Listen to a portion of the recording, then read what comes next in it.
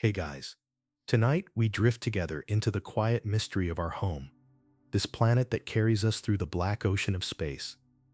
Imagine the deep blue of the seas, the green veins of forests, the thin breath of clouds curling across the sky, all of it moving, alive, fragile, yet enduring. You are here, right now, part of this unfolding story that has been written for billions of years. So before you get comfortable, take a moment to like the video and subscribe, but only if you genuinely enjoy what I do here. And in the comments, tell me where in the world are you watching from, and what time is it for you right now? Earth is the only known planet with life. Picture yourself standing at the edge of a vast cosmic shore, gazing out into the infinite black. Stars glimmer like distant lanterns, scattered across the void, each one with its own entourage of planets, moons, and mysteries. And yet, out of all that silent company, only here, only this fragile sphere we call Earth, sings with the sound of living breath. Think about that for a moment. In a universe of near infinite possibility, we have yet to find another voice. Life here is not subtle. It flourishes. From the whisper of moss gripping a stone to the thunder of a whale deep in the sea, Earth hums with endless expressions of existence. The soil is restless with seeds pushing upward. The skies are threaded with wings. Even the desert, so seemingly barren, carries within its silence creatures adapted to endure its harsh embrace. We live surrounded by a mosaic that seems both improbable and inevitable at once. Consider what it would mean if life were so rare that we are the only ones. If every laugh, every song, every birth and death were happening here alone, on this small blue dot, adrift in a sea of emptiness. That thought can feel overwhelming, heavy with a responsibility we seldom acknowledge. Because if this is the only oasis, then protecting it is not a choice, it is an obligation. And yet, there's another possibility. Life might be everywhere, scattered like sparks in the dark, waiting for us to notice.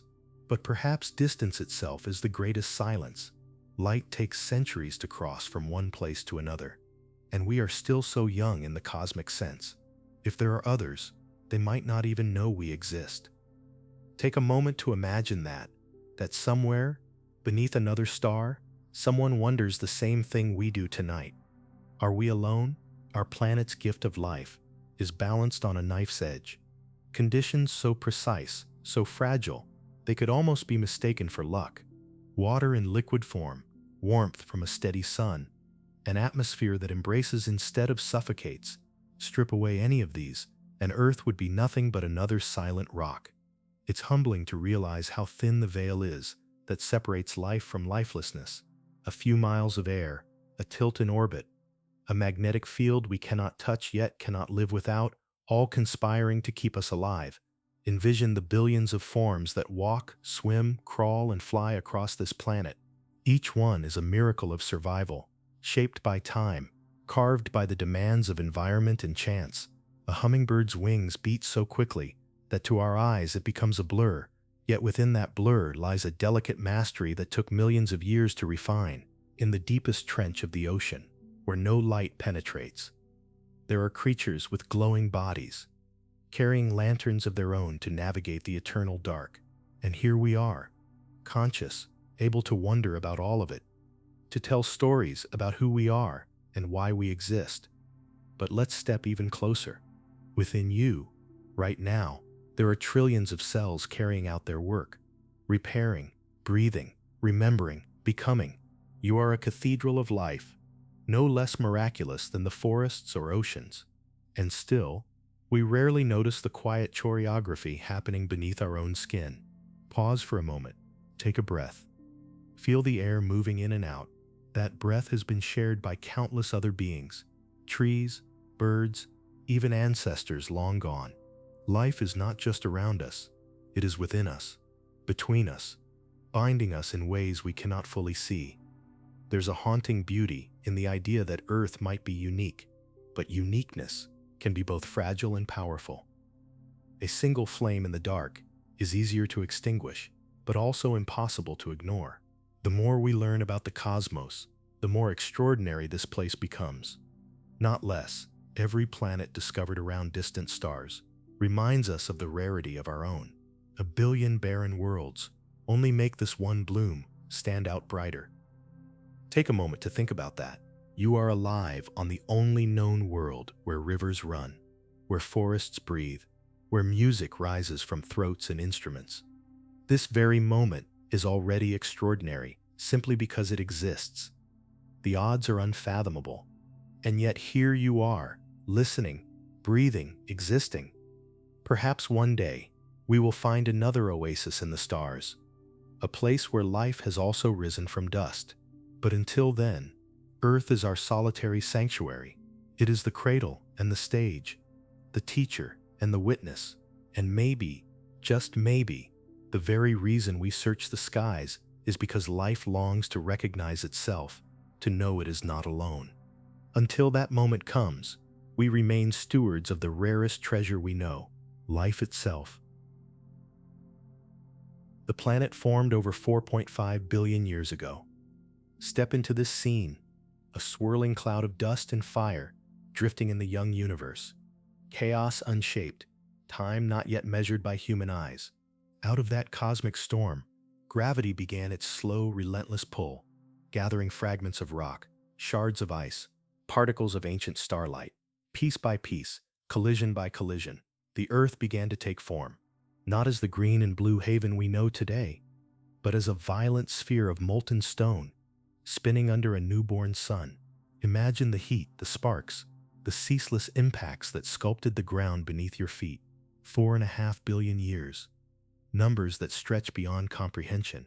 When we say them, they sound almost abstract, just a measure of time. But think of it another way. Every mountain, every ocean, every forest and plain has roots that reach into that ancient fire. The ground you stand on carries the memory of ages. So vast, they make a human lifetime look like the flicker of a candle in the wind. Consider what it would mean if you could watch that history unfold in real time. You would see continents rise and break apart, seas swelling where deserts once lay, forests spreading then fading, mountains rising like teeth before crumbling into dust. The Earth is not fixed. It is a restless being, forever reshaping itself, erasing and rewriting its own story. We walk across a manuscript, billions of years in the making, though most of its chapters remain invisible to us.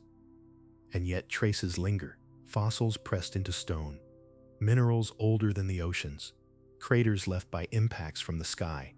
Each one is a whisper from deep time, a reminder that this world has endured catastrophes and rebirths far beyond what we can imagine. The extinction of species, the shifting of climates, the frozen stillness of ice ages, all of it held within Earth's quiet patience. Think about this for a moment. We often measure our lives in days, weeks, or years, but Earth measures itself in epochs. It doesn't rush. It doesn't hurry. To a planet, 1,000 years is barely a breath. Our sense of urgency, our constant motion, seems almost comical against the backdrop of such timeless endurance. And yet, our fleeting actions leave marks. Marks that can last far longer than we do. Envision the sheer improbability of it. From fiery beginnings to fertile ground, for hundreds of millions of years, the Earth was inhospitable, wrapped in poisoned skies and scorched by relentless heat. And still, out of that crucible, life emerged. Simple at first, tiny, fragile, but determined. The earliest organisms were survivors in a world hostile to their existence, carving out niches in the margins of possibility. Every tree, every bird, every human being is descended from that tenacity. The Earth's age is a reminder of perspective. Our civilizations are young, mere infants compared to the planet's vast timeline. The Great Pyramids, the oldest temples, the first fires kindled by human hands, they are all recent events in geological memory. To Earth, they happened just a heartbeat ago. And if this world has lived for billions of years, it will likely continue long after we are gone. That thought is humbling and strangely comforting. Take a moment to imagine what the world might look like a billion years from now. Continents reshaped, oceans redrawn, perhaps even new forms of life flourishing where we cannot yet conceive. Will humanity's mark still remain, or will time smooth our traces into dust, leaving behind only the silence of stone? There's a quiet poetry in knowing that the planet's story is not ours alone. We are just one chapter in a saga that began long before us and will continue long after. And yet, that chapter matters. Because for this brief span of history, Earth is shaped by us as much as we are shaped by it. We belong to its rhythm, its turning, its deep and endless memory. So when you stand outside at night, looking up at the stars, remember this: you are standing on something ancient, something born from stardust and fire. The ground beneath you has seen oceans rise and mountains fall, forests bloom and deserts spread, and through it all, the earth continues to turn, patient, enduring, alive. Earth's name is the only one not from Roman or Greek mythology. Consider what it would mean if words themselves carried the weight of galaxies. Names are more than sounds. They are stories, myths carved into syllables, reminders of how we understand the world.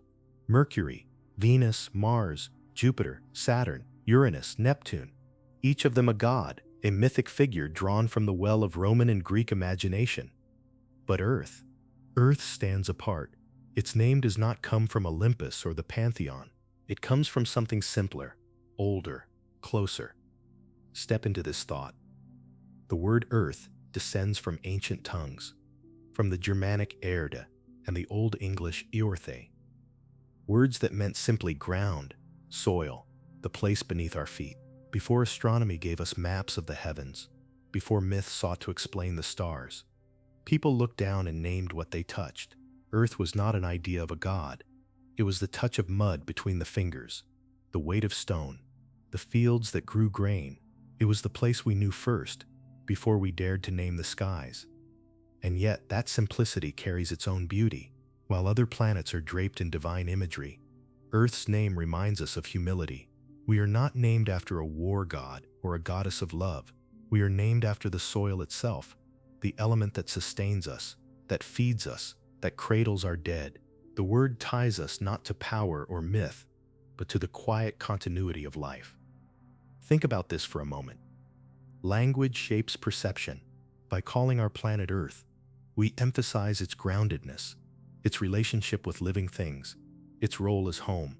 A name like Gaia might have tied us more firmly to myth, but Earth keeps us closer to the dust, to the fields, to the idea that we are of this place, not above it. It is not a name of separation, but of belonging. Envision a child in the ancient world, sitting on bare ground, looking at the soil in her hands. She doesn't see a planet orbiting a star. She sees the earth, something solid, real, immediate, something that can be planted, built upon, returned to. For her, this word is enough, and it carried forward, surviving centuries, evolving through languages, until it became the name we still speak today. There is also irony here. Of all the planets, Earth is the one alive with myth, story, and godlike abundance. Every mountain and river has its spirit. Every storm once thought the work of deities. If any world deserved a divine name, it might be this one. And yet, it is precisely the lack of it that makes the name resonate. Earth is not a god. It is the cradle of gods, the birthplace of myth itself. Take a moment to reflect on how you use the word. We say earth when we mean the soil in a garden, when we speak of burial, when we describe grounding ourselves. The word serves both the cosmic and the intimate. It names our planet, yes, but also the dirt beneath our nails, the weight of a handful of soil. Few other planetary names carry such duality. Mars is always Mars. Jupiter is always Jupiter. But Earth is also Earth, home, foundation, the simple gift of ground. Perhaps that's why the name feels timeless. It is not lofty, not unreachable. It is as close as the path beneath your feet. It reminds us that this planet is not an abstract body in the sky. It is where we walk, where we grow, where we return. And in that sense, Earth's namelessness from myth might be its truest mythology. It is the story of being, of belonging, of life itself. Picture yourself whispering the word Earth under the stars. It doesn't feel distant, does it? It feels like an anchor, like home. Our planet is 71% covered by water. Picture yourself drifting above the earth, looking down from the quiet of space. What you would see is not a world of green, or brown, or stone, but a sphere of shimmering blue. Oceans wrap around continents like a living cloak, reflecting sunlight in silver ribbons, hiding beneath their surface worlds as rich and strange as the stars themselves. 71%. That is how much of our planet wears water as its face. It is not Earth we should call it, some have said. It is ocean. Consider what it means that most of our world is hidden beneath waves. Mountains taller than Everest lie submerged, unseen. Valleys deeper than the Grand Canyon stretch silently across the sea floor. Entire ecosystems thrive where human eyes have never wandered. We know more about the surface of Mars than the depths of our own seas. The irony is almost painful. Our planet is blue, yet we still live largely blind to its blueness. Think about this for a moment. Water is not just a feature here. It is the essence of this place. Without it, there is no life, no forests, no rivers, no us. Every sip you take today is ancient, older than humanity, older even than mountains. The water in your glass might once have fallen as rain on a dinosaur's back, might have frozen in a glacier long vanished, might have flowed through the veins of ancestors who never knew your name. This is the cycle, endless and enduring. Water falling, flowing, evaporating, returning. A continuity of existence we barely notice. Envision the seas as memory keepers. They hold the history of Earth in their salt. Within their depths lie the fossils of creatures who once swam in warm, ancient waters, long before mammals walked the land. Within their currents, heat is carried across continents, shaping weather, creating storms, nurturing life. Oceans are lungs too, producing oxygen through drifting plankton. Invisible yet vital, the air you breathe now carries the gift of those unseen multitudes floating just beneath the surface. Step into this scene, the shore at dawn. Waves roll and break, eternal and tireless, smoothing stones into pebbles, pebbles into sand. The horizon stretches, unbroken, a promise and a mystery. Standing there, you realize that the ocean is not just water, it is presence, vast, alive, indifferent yet embracing. It reminds us of our own smallness, and strangely, of our belonging. But there is another layer. Water covers our planet, yes, but it also covers us. More than half of your body is water. It flows through your blood, cushions your joints, carries signals from cell to cell. You are, in essence, a walking ocean.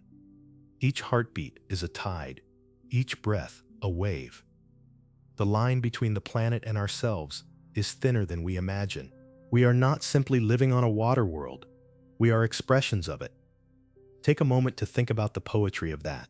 Earth is 71% water, and so are we. When you cry, when you sweat, when you exhale mist into cold air, you are returning pieces of yourself to the cycle that sustains everything. Every raindrop, every snowflake, every tear is part of the same body, endlessly reshaping itself. Nothing is lost, only transformed. And yet, for all its abundance, fresh water is scarce. Of that vast 71%, almost all is salty, undrinkable. Only a fraction, a thin thread of rivers and lakes and groundwater, nourishes life on land. We often forget how delicate this balance is. The great blue seas look infinite, but their generosity has limits. To care for them is not simply to protect beauty, it is to protect the foundation of our own survival. Let's explore a world where oceans did not exist. Imagine Earth as barren rock, dusted with thin air, its surface dry and cracked. No rivers carving valleys, no rains greening the land, no tides shaping the shores. In such a place, life as we know it could never have taken root.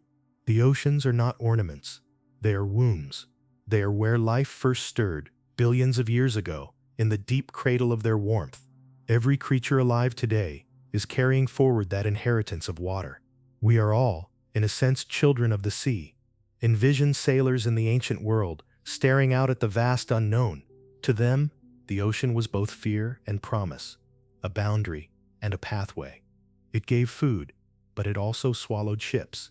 It lured them toward discovery and tested their courage. The sea has always been our teacher. In patience, in humility, in awe. Even now, when we fly through skies and send machines to other planets, the ocean remains a frontier. Submarines dive only into its shallows, while most of its depths lie unexplored, dark as outer space. There may be creatures dwelling there we cannot imagine, entire ecosystems thriving without sunlight, living off the heat of Earth itself. The sea, like the stars, reminds us how much we still don't know. So the next time you look at a map, notice the truth hidden in plain sight. The continents are small, scattered, almost fragile. The oceans dominate, their blue vastness unbroken. We are not masters of this planet. Not really. We are guests, clinging to the edges of its endless waters. Take a breath. Close your eyes. Imagine the sound of waves. Steady, eternal. That rhythm has been with this world for billions of years, and it will outlast us by billions more. The ocean does not hurry. It does not need to. It simply is, and in its presence, so are we. Oceans contain 97% of Earth's water. Think about this for a moment. Almost all the water on Earth, the substance that sustains every tree, every animal, every breath you've ever taken, resides in the oceans. 97%. A number so overwhelming it leaves only a sliver, a fragile fraction, for rivers, lakes, glaciers, and the fresh water we drink. When you stand on the shore and watch the waves, you are staring not just at the sea, but at the planet's greatest reservoir, its vast memory bank of salt and motion. Step into this scene, sunlight breaking across an open horizon, the water glinting gold. It looks endless, but within its endlessness is paradox. We cannot drink most of it. We cannot survive on it without transformation. The ocean is abundance, yet its salt is a barrier. It gives us life indirectly, feeding clouds with vapor, feeding rivers with rain, but asks us to work for the gift of drinking. That tension between plenty and scarcity is part of Earth's delicate balance. Envision the water cycle as a quiet alchemy. Ocean waves evaporate into invisible vapor, rising, drifting, gathering into clouds, then falling back as rain. Rivers are born, lakes are filled, crops drink, and we survive. The ocean is generous, but it does not give directly. It offers through transformation, through patience. Like a teacher, it asks us to see beyond the surface, to trust in cycles larger than ourselves. Consider what it means that we rely on 3% of all Earth's water to live. That small portion is not guaranteed, not untouchable. It melts in glaciers, seeps into aquifers, trickles from mountain streams.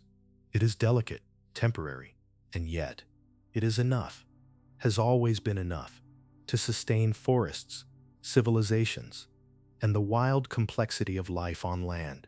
What an extraordinary balance. A tiny fraction, carrying the weight of everything we know. But return to the oceans themselves. 97% of water means they are not merely features of Earth. They are Earth. They shape climate, store heat, absorb carbon, cradle storms. Without them, temperatures would swing wildly, deserts would expand, life would wither. Oceans are regulators, not just bodies of water. They breathe for the planet, stabilizing and protecting it in ways we barely understand. Picture the deep.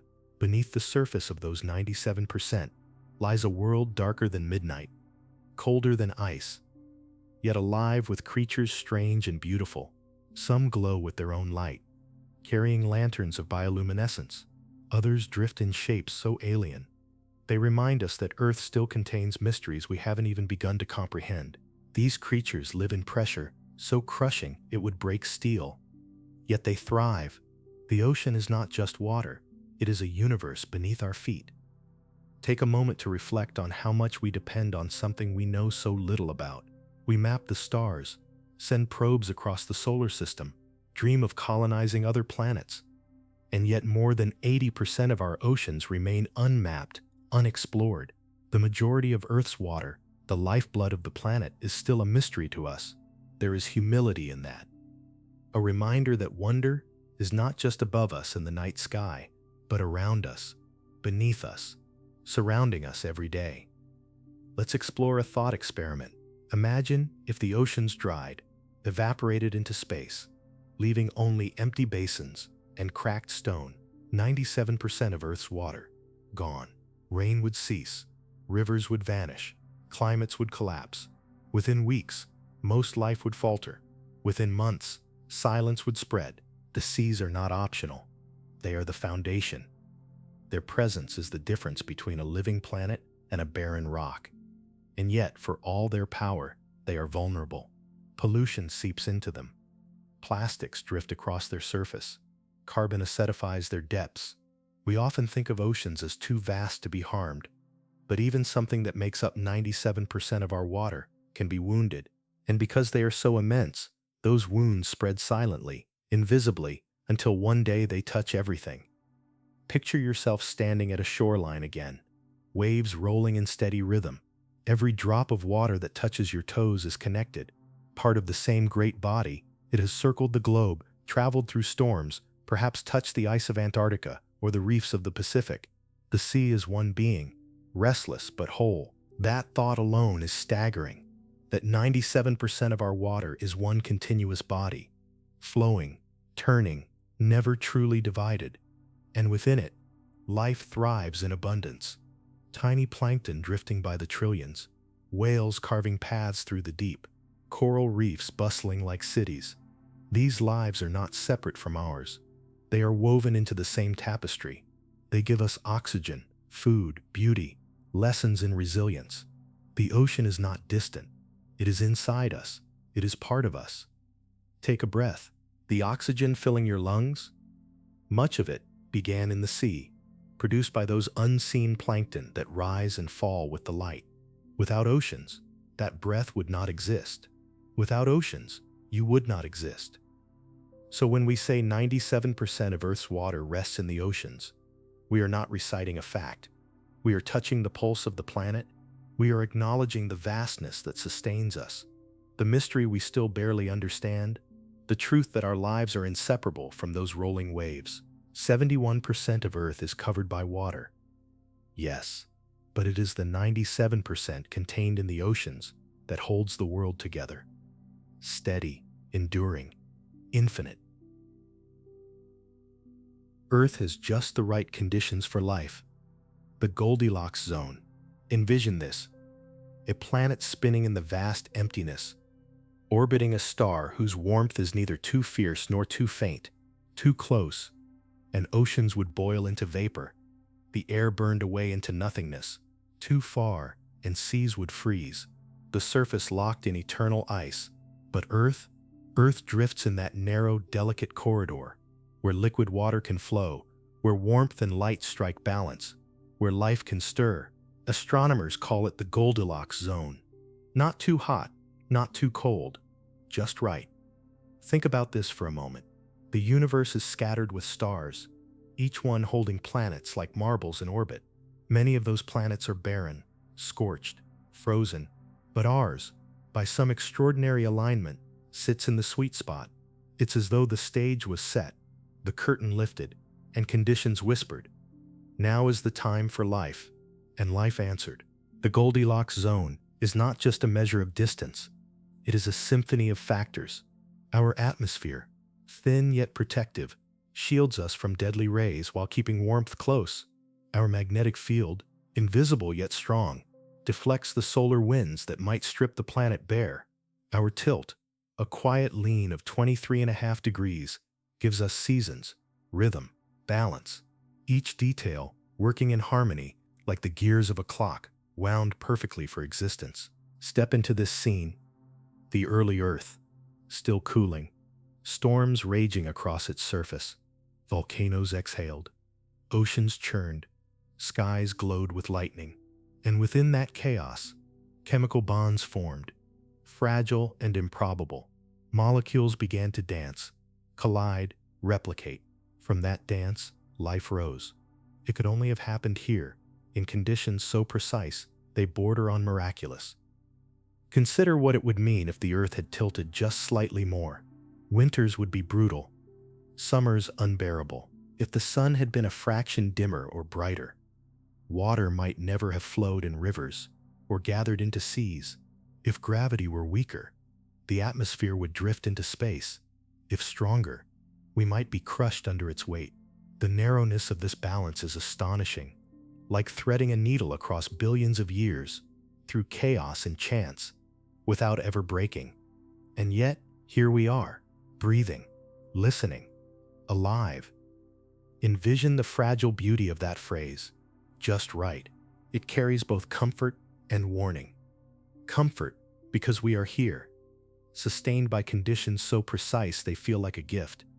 Warning, because just right means easily disrupted, too much change, and the balance falters. Life survives on a knife's edge, though we rarely pause to notice the sharpness of that edge. Pause for a moment. Look around you. The green of plants, the warmth of sunlight on skin, the sound of water trickling.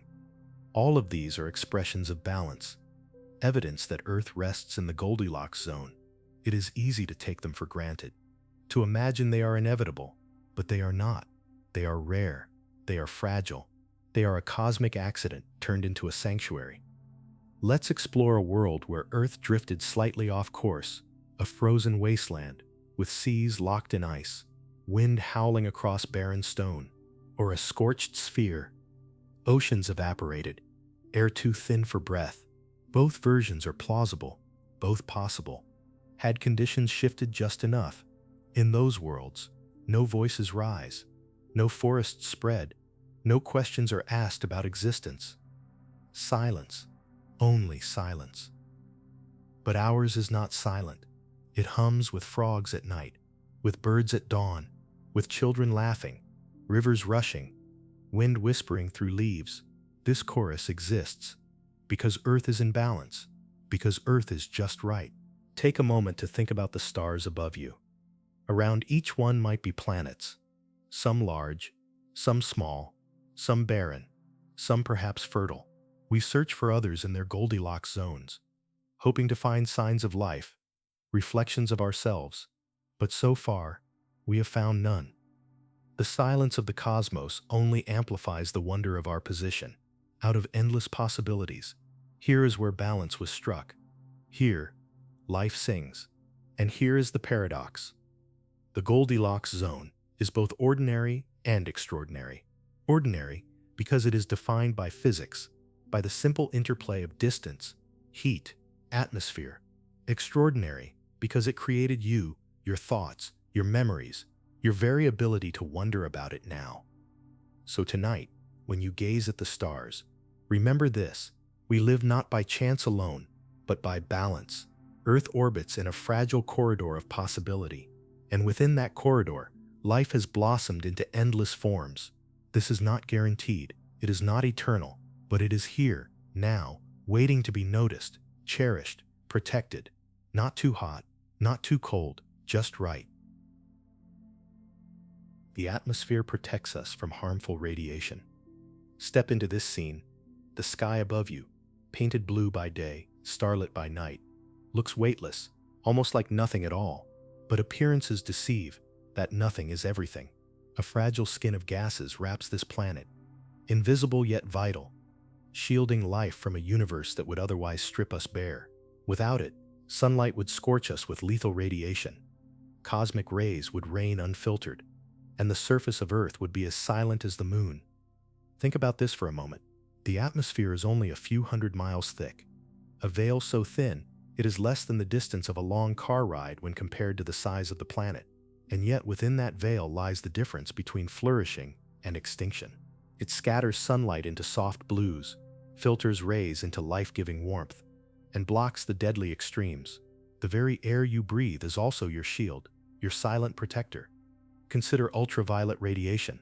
Without the ozone layer, those fragile molecules floating high above, you would burn not in hours but in minutes. Skin, cells, DNA itself would unravel. But the atmosphere catches much of it, turning violence into gentleness. What reaches us is light, warmth, and color. The glow of sunsets, the gold of morning, the soft silver of moonlit skies. Envision what Earth would look like, stripped of this shield.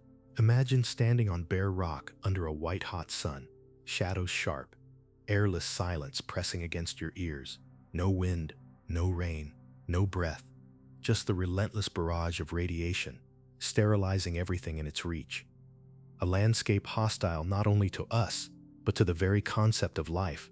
That is what the atmosphere spares us from every single moment. And yet, it is not just protection, it is creation. Within its layers, weather is born. Clouds gather, storms spiral, rains fall. The air holds water vapor, cycles of wind, whispers of pollen. It cradles sound, carrying voices, songs, laughter. Without air, there would be no music, no spoken word, no rustle of leaves. Silence would stretch across the planet, broken only by the shattering impact of meteorites, which themselves are softened by the atmosphere's burn before they reach the ground. Take a moment to notice your breath. Inhale, exhale. That simple act is participation in the shield itself. Oxygen entering, carbon dioxide leaving, exchanged endlessly with trees, oceans, soil. The atmosphere is not separate from us. It flows through us, sustaining every heartbeat. We do not just live under it, we live within it. Let's explore its layers, one by one. Closest to us is the troposphere, where clouds drift, where weather unfolds, where we exist. Higher still, the stratosphere, home of the ozone, stretched like a watchful guardian. Beyond it, the mesosphere, where meteors burn in fiery trails. Then the thermosphere, glowing with auroras, as solar particles collide with air. And farther still, the exosphere, where air thins into space. A liminal zone where Earth gives way to the cosmos. Together, these layers weave a shield of astonishing complexity. Think of the aurora for a moment. Those shimmering curtains of green and purple light. They are not just beauty, they are defense. The visible signature of the atmosphere and magnetic field working together to deflect the sun's fury. What we see as art in the sky is really survival in motion, a cosmic storm deflected into light. But even shields can falter. Human actions alter the atmosphere, thinning the ozone, filling it with greenhouse gases, shifting its balance. We often forget how fragile it is, how easily damaged. A veil this thin cannot endure infinite harm, and yet it endures for now. It still protects, still breathes, still shields. The question is whether we honor that gift. Picture yourself standing on a mountaintop, the air thinner, colder, the stars clearer. You are closer to the edge of the atmosphere, closer to the boundary where air surrenders to space. From there, you can feel its fragility, its preciousness. A few miles higher, and breathing would become impossible. The shield is vast and yet perilously slight, and our lives are pinned to its grace. Take a breath again. Feel it fill your lungs, slow and steady. That breath is proof of protection, proof of belonging. The atmosphere does not just guard us from harm, it allows us to be. Without it, there would be no forests, no oceans teeming with life, no cities glowing at night, only silence, radiation, and stone. So tonight, as you look up at the stars, remember that the darkness above is hostile, but here, beneath this delicate shield, we are safe, warmed and alive. Invisible though it may be, the atmosphere is our constant companion, protector, provider, and silent witness to every moment of our existence. Without the moon, Earth would be very different. Picture yourself standing beneath a full moon, its pale light spilling across the land, silvering rivers, painting shadows into softness. It feels eternal, doesn't it? As though the moon has always been there, gazing down like a watchful companion. But pause and consider. Without it, Earth would not be the same. This world, the tides, the days, perhaps even the lives walking its surface, would unfold in ways almost unrecognizable. The moon is more than beauty in the night sky. It is an anchor. Its gravitational pull steadies the Earth's tilt, keeping our seasons balanced. Without it, the planet would wobble like a spinning top, chaotic and unpredictable. Summers might scorch unbearably. Winters might plunge into endless frost. Climate itself could spiral into extremes, making survival far more fragile. What feels like a gentle glow above is, in truth, a force that steadies our very existence. Think about this for a moment. Our days, too, would be different. The moon's tug slows Earth's rotation ever so slightly, stretching the length of days across deep time. Without it, our planet would spin faster. Days might last only a handful of hours, the sun racing across the sky in dizzying haste. Life as we know it, rhythms of sleeping, waking, growing, would follow a tempo alien to us now. The moon slows time itself, gifting us the pace at which we live. Envision the tides, endlessly rising and falling. That rhythm belongs to the moon. Each wave that curls against a shore, each harbor that fills and empties, each creature shaped by the ebb and flow of water, all of them dance to lunar gravity. Remove the moon, and the seas would grow still. Coastal ecosystems would vanish. Species that depend on tides would disappear, and with them, threads of the web of life. The moon is not distant. It reaches into every shoreline, every estuary, every grain of sand reshaped by water. Step into this scene, a night sky without the moon. Stars burn brighter, yes, but the world is darker, lonelier. Humans, without its constant presence, might have lived differently. Myths would change. Calendars would shift. Perhaps we would not have measured months as we do now, or marked the passing of time with lunar phases. The moon has been our clock, our lantern, our muse. Without it, our stories would be altered, our imaginations dimmer. There is another layer to this. Scientists believe the moon was born in violence, from a colossal collision between Earth and a wandering planet billions of years ago. Out of chaos came balance. Out of destruction came companionship. The moon is not a visitor. It is Earth's twin, sculpted from the same primordial fire. To look at it is to see a fragment of our own origin, drifting with us through time. Take a moment to reflect on how deeply the moon shapes us even now. Lovers walk beneath it. Poets write to it. Children gaze at it in wonder. It shapes culture as much as it shapes tides. Its phases mark the rhythm of months, the cycle of planting and harvest, the pull of myth and mystery.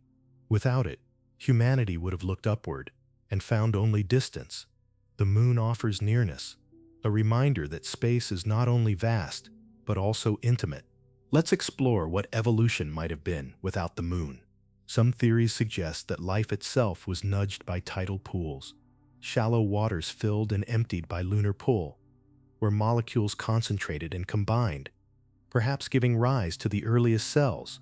If true, then without the moon, life as we know it may never have stirred at all. The first spark of being could owe itself to the rhythm of that pale companion in the sky. Consider, too, what the night would be. No lunar light to guide migrations. No beacon for ancient travelers crossing oceans and deserts. No silver glow to inspire myths of gods and goddesses. The night would belong only to stars, remote and countless, but lacking that singular presence that feels like kinship. The moon gives us a sense of connection, as though the universe leans just a little closer. Take a breath and look up in your imagination. The moon you see is always the same face, locked in its orbit, turning so precisely that we never glimpse its far side from Earth. A companion, steady, faithful, unchanging across millennia. Civilizations have risen and fallen beneath its gaze, yet it has not wavered. It has been the one constant across all of human history, across all of life's journey. Without it, Earth would spin too quickly, seasons would veer wildly, tides would fall silent, myths would fade into different forms. The moon is more than an ornament. It is balance. It is rhythm. It is story. So the next time you see its pale glow, remember, it is not just watching, it is holding us steady, quietly, invisibly, but endlessly. Without it, we would live on a different Earth, perhaps one too unstable, too hurried, too wild for life to flourish as it has. The moon is both mirror and anchor, reminder and guardian, and though it hangs silent in the sky, its presence speaks volumes about who we are and why we are here. The moon controls the tides of the oceans. Step into this scene, a shoreline at dawn, where waves pull back into the sea, and return again in a rhythm older than memory. You hear the hush, the crash, the whisper of foam across sand. That rhythm is not random. It is a dance, guided by the moon's invisible hand. With every rise and fall of water, the moon is speaking to the earth, drawing oceans toward it, then letting them slip away. Think about this for a moment. Tides are not just scenery. They are heartbeat. Twice a day, across every coast, the seas swell and recede, breathing in and out with lunar gravity. The pull is subtle but vast. Entire harbors fill and empty. Beaches are reshaped. Ships adjust their courses. Creatures time their lives to this eternal clock. Without the moon's steady influence, the oceans would lie quieter, less dynamic, and much of the life we know today might never have evolved. Envision tidal pools, shallow basins left behind when the water retreats. In those pools, life finds sanctuary. Tiny crabs, sea anemones, fish darting between rocks. Billions of years ago, it may have been in places like these, where molecules concentrated, where early life stirred, nurtured by cycles of wet and dry, ebb and flow. The moon was not only shaping seas, but perhaps also shaping the very origin of life itself. Consider the creatures who still live by tides today. Shorebirds probe sand exposed for only a few hours. Sea turtles crawl ashore to lay eggs when the moon's pull makes beaches broad and safe. Even corals, delicate architects of underwater cities, synchronize their spawning to lunar cycles, releasing their eggs and sperm together under the glow of the full moon. The rhythm of tides is written into the biology of Earth, into instincts older than language. Picture ancient humans standing by the sea, noticing the moon above and the waters moving below. Imagine their awe at the connection, the realization that the sky could move the ocean. From that realization came myths, calendars, navigation. The moon became not just a companion in the sky, but a guide on Earth, showing that the heavens and the seas were bound in an invisible thread. Take a moment to reflect on the enormity of it. The moon is small compared to the sun, yet its influence is intimate, personal. The sun too plays a role, creating spring tides when its gravity aligns with the moon's, and neap tides when they oppose. But it is the moon's nearness that makes tides what they are, a rhythm felt not in centuries or millennia, but every single day. Step into the silence of the deep sea. Even there, tides are felt. Currents shift, nutrients are stirred, migration patterns follow the pull. The entire ocean, covering 71% of the planet, leans subtly toward the moon, and then away again. The scale is staggering. To think that a rock in the sky, hundreds of thousands of miles away, can move the weight of oceans, it is a reminder of gravity's invisible power and of the delicate threads binding everything in existence. Envision what Earth would be without tides. Coastlines would stagnate, estuaries would collapse, life that depends on cycles of feeding and reproduction would falter. The seas might grow still, too uniform, less fertile. Much of the richness of marine ecosystems comes from the stirring of waters, the mixing of nutrients, the oxygenation that tides provide. The moon's pull is not decoration, it is nourishment. Consider, too, the way tides touch human life. Fishing villages plan their work by them. Ships rise and fall in harbors, timed to the moon. Surfers read them like scripture. Even our languages carry them. Phrases like time and tide, a rising tide, tidal wave. The moon's rhythm is woven into our culture, as steady as the ticking of a clock we did not build, but only inherited. Take a breath and imagine the pull of the moon, not only on the seas, but on yourself. It tugs at you too, though too faint for you to notice. Still, in a poetic sense, it connects us. We are made mostly of water. We live on a planet whose oceans answer to the moon. So in some quiet way, we too are part of its dance. The tides remind us that the world is never still. Even when we sleep, waters move, pulled by a light in the sky. The moon is not distant. It reaches into the shoreline, into the estuary, into the smallest tide pool. It reaches into memory, into myth, into the very biology of life. So next time you hear the surf, remember, it is not random noise. It is the sound of the moon's gravity made audible, the whisper of the cosmos moving oceans on Earth.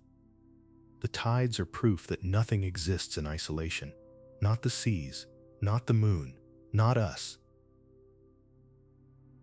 Earth's rotation creates the cycle of day and night. Envision this: the Earth spinning silently in the dark sea of space, a sphere turning with steady grace, half of it bathed in golden light, the other half wrapped in velvety shadow. That rotation, so constant, so easy to take for granted, gives us the rhythm of day and night. Sunrise and sunset, morning and midnight, all born from the simple turning of a planet on its axis. Think about this for a moment. Without rotation, one side of Earth would face the sun endlessly, locked in perpetual day. The other side would sink into eternal night, one half scorched, the other frozen. Oceans would boil away on one end.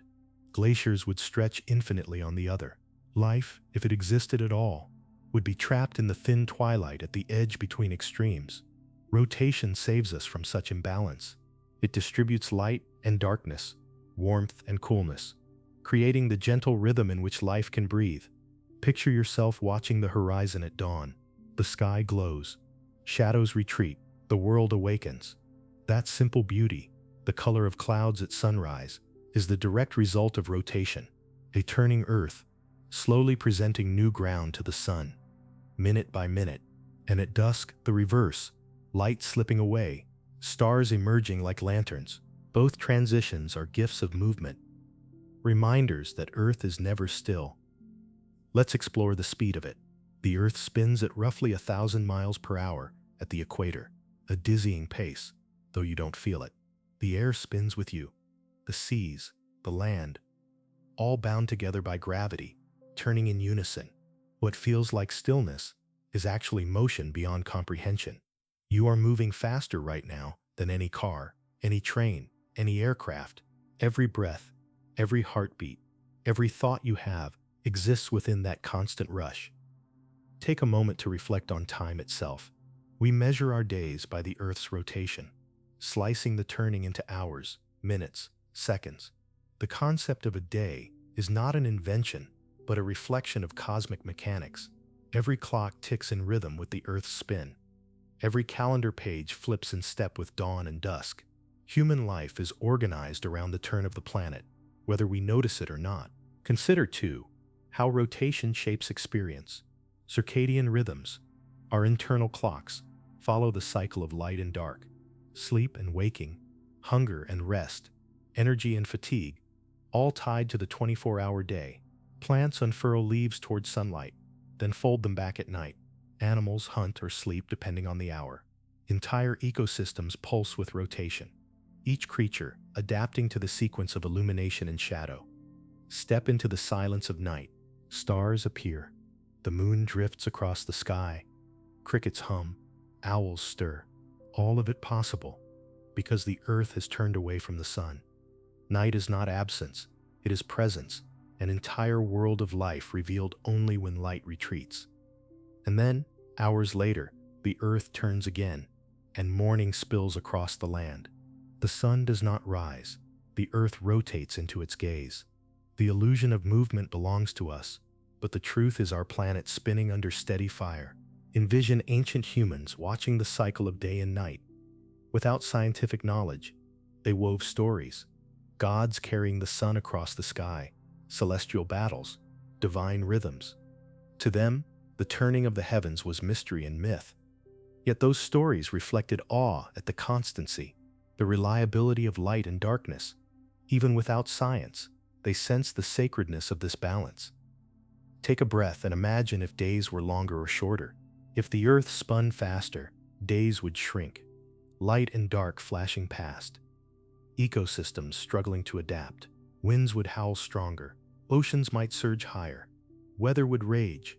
If the Earth spun slower, days would lengthen, heat building unbearably under the sun, cold deepening in extended nights. Neither extreme would be as kind to life as the steady 24 hours we know. Rotation is not just movement, it is calibration, tuned precisely for balance. Think about how rotation connects us to the wider cosmos. Every planet spins, some faster, some slower. Jupiter's day is just 10 hours. Venus spins so slowly that its day lasts longer than its year. Our 24 hours are not universal, but uniquely ours. a rhythm we call natural only because it is the beat we live within. The turning of Earth is part of its identity, part of what makes it Earth. Let's explore the poetry of shadow. As Earth rotates, shadows stretch, shorten, vanish, then return. Sundials once measured time with this dance, using the tilt of light as a cosmic clock. Even today, the way shadows move across landscapes tells us the hour. It is as though the Earth whispers time through the language of light and dark. Take another reflective pause. Right now, as you listen, the Earth is turning beneath you. Somewhere, the sun is rising, spilling gold across fields. Somewhere else, it is setting, painting skies with crimson. Somewhere it is midnight, oceans black, stars scattered like salt. Somewhere it is noon, shadows smallest, the air humming with heat. The world is always all of these things at once. Morning, night, evening, day. Because of rotation, you live within one moment of it. But the Earth holds all moments together, turning, turning. Picture the future. Billions of years from now, Earth's rotation will slow, days will lengthen, tides, pulled by the moon, will gradually steal momentum from the spin. Imagine days stretching into 30 hours, 40, 50. Life, if it still exists, will adapt again to a slower rhythm. But for now, we live in a balance that feels eternal, though it is only temporary in cosmic terms. Rotation is quiet. You don't hear it, you don't feel it, but it shapes every second of your life. It is the hidden stage on which all stories unfold. The day, the night, the passage of hours. None of it would exist without Earth's endless spin. So tonight, when the sun sets, or tomorrow when it rises, pause. Remember that what you are seeing is not the heavens moving, but the Earth turning. A simple spin, steady and eternal, giving us light, giving us shadow, giving us time itself. The planet is not a perfect sphere. It's slightly squashed. Consider what it would mean if the Earth were flawless, an immaculate sphere, perfectly round, smooth and uniform, a celestial marble gliding through space, polished and exact. But that is not the reality of our world. Earth, though magnificent, carries imperfection in its very shape.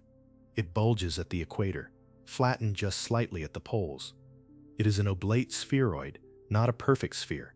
That small detail tells a larger story, one of movement, force, and the quiet truth that perfection rarely exists in nature. Picture yourself looking at a globe. To the eye it seems spherical, a tidy representation of the planet, but in truth, the equator stretches farther outward than the distance from pole to pole. About 26 miles of difference. The Earth is gently swollen, as though the spin of the planet has tugged at its waistline. It is not imperfection so much as adaptation, a response to motion. Rotation presses outward, creating that bulge, sculpting the Earth into the shape we know, but seldom acknowledge. Take a moment to think about that. The very fact that Earth spins thousands of miles per hour at the equator means it cannot hold a perfect sphere. Perfection gives way to reality. Geometry gives way to dynamics. The planet is round enough to cradle oceans, to carry continents, to create horizons that curve away into distance. But it is also marked by the evidence of motion, proof that it is alive in movement. Envision the consequences of this bulge. Gravity is not the same everywhere. At the poles, you are closer to the Earth's center, and gravity tugs with more strength. At the equator, farther from the center, the pull is slightly weaker, balanced against the centrifugal effect of rotation. You weigh a little less, standing at sea level in Ecuador than in Greenland. Imagine that, the shape of the Earth quietly influencing your very weight, altering the invisible tether between you and the ground. Step into this scene. Satellites orbiting high above. Their paths must account for Earth's bulge. Navigation systems, measurements of time, even GPS on your phone. They all depend on understanding this slight flattening. The imperfection of Earth is not trivial. It shapes technology, exploration, and how we perceive our place on the planet. A world that is not perfectly round requires a deeper knowledge to move across it with precision. Think about mountains and valleys layered upon that already imperfect form. Earth is not only flattened at the poles, but also irregular, with peaks like Everest and trenches like Mariana. From space, the planet looks smooth, yet up close, it is rugged, textured, full of variation. The concept of a perfect sphere grows more distant the more closely you look. But isn't that true of life as well? What appears flawless from afar reveals complexity, roughness, and individuality upon approach. Take another pause. Perfection often feels like an ideal, something to strive toward. Yet Earth's lack of perfection is the very reason for its richness.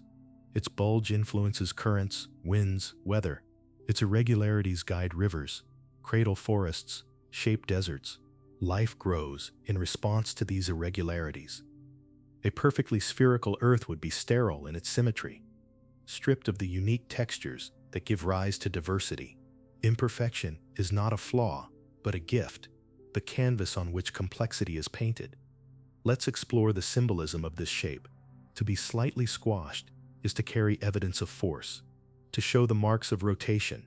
Earth's shape tells us that nothing remains untouched by movement. To live is to be stretched, altered, reshaped by the forces acting upon you. Just as the planet bulges at the equator, so too do we bear the impressions of experience, pulled and pressed into forms that may not match some imagined perfection. And yet those forms are real, authentic, alive. Envision yourself standing at the equator, the bulge beneath you, invisible but immense. You are farther from Earth's center than anyone at the poles, yet closer to the sun's warmth. The world feels steady, yet you are on the outward swell of a spinning globe. The oceans pile slightly higher. The horizon stretches a little farther. Imperfection, once again, is not something to lament, but something to stand upon. Take a moment to reflect on how the shape of Earth reminds us of humility. It is easy to think of the planet as a perfect creation, a flawless jewel in space, but science reveals something subtler. A world shaped by forces, marked by compromise, beautiful in its asymmetry. The truth of its form deepens our wonder, because beauty does not demand perfection. Beauty is found in reality, in the balance between what is and what could have been. Step into the perspective of an astronaut orbiting Earth. From that vantage point, the bulge is invisible, the irregularities smoothed by distance. The planet glows with blues and greens, clouds swirling in white arcs. It looks whole, complete, a sphere suspended in blackness. Yet the astronaut knows, beneath the appearance lies complexity, imbalance, imperfection. That hidden truth makes the sight no less breathtaking. In fact, it makes it more so. Take another breath and think about your own life. We often strive to be spherical, polished, perfect. But the Earth shows us that to be slightly squashed, slightly irregular, is not to fail, but to be real. Imperfection tells a story of motion, of endurance, of forces endured.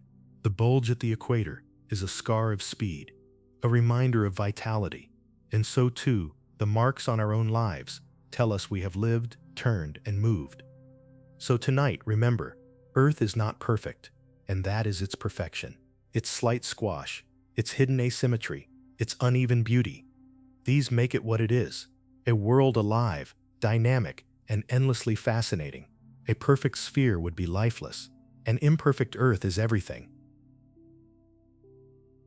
Earth has a magnetic field that shields us from solar winds. Step into this scene, high above the surface of our planet. Invisible lines curve and arc, shaping a great cocoon of force. You cannot see it with your eyes. You cannot touch it with your hands, but it surrounds you nonetheless, humming silently, deflecting storms that would otherwise strip the world bare. This is Earth's magnetic field, a guardian born from the molten heart of the planet itself. Think about this for a moment. Deep beneath our feet, iron and nickel churn in liquid motion, swirling like a great cauldron. That motion generates currents, and those currents create a magnetic field that stretches far beyond the clouds, far beyond the atmosphere, reaching into space. It is called the magnetosphere, and it acts as a shield against solar winds, those endless streams of charged particles hurled outward by the sun.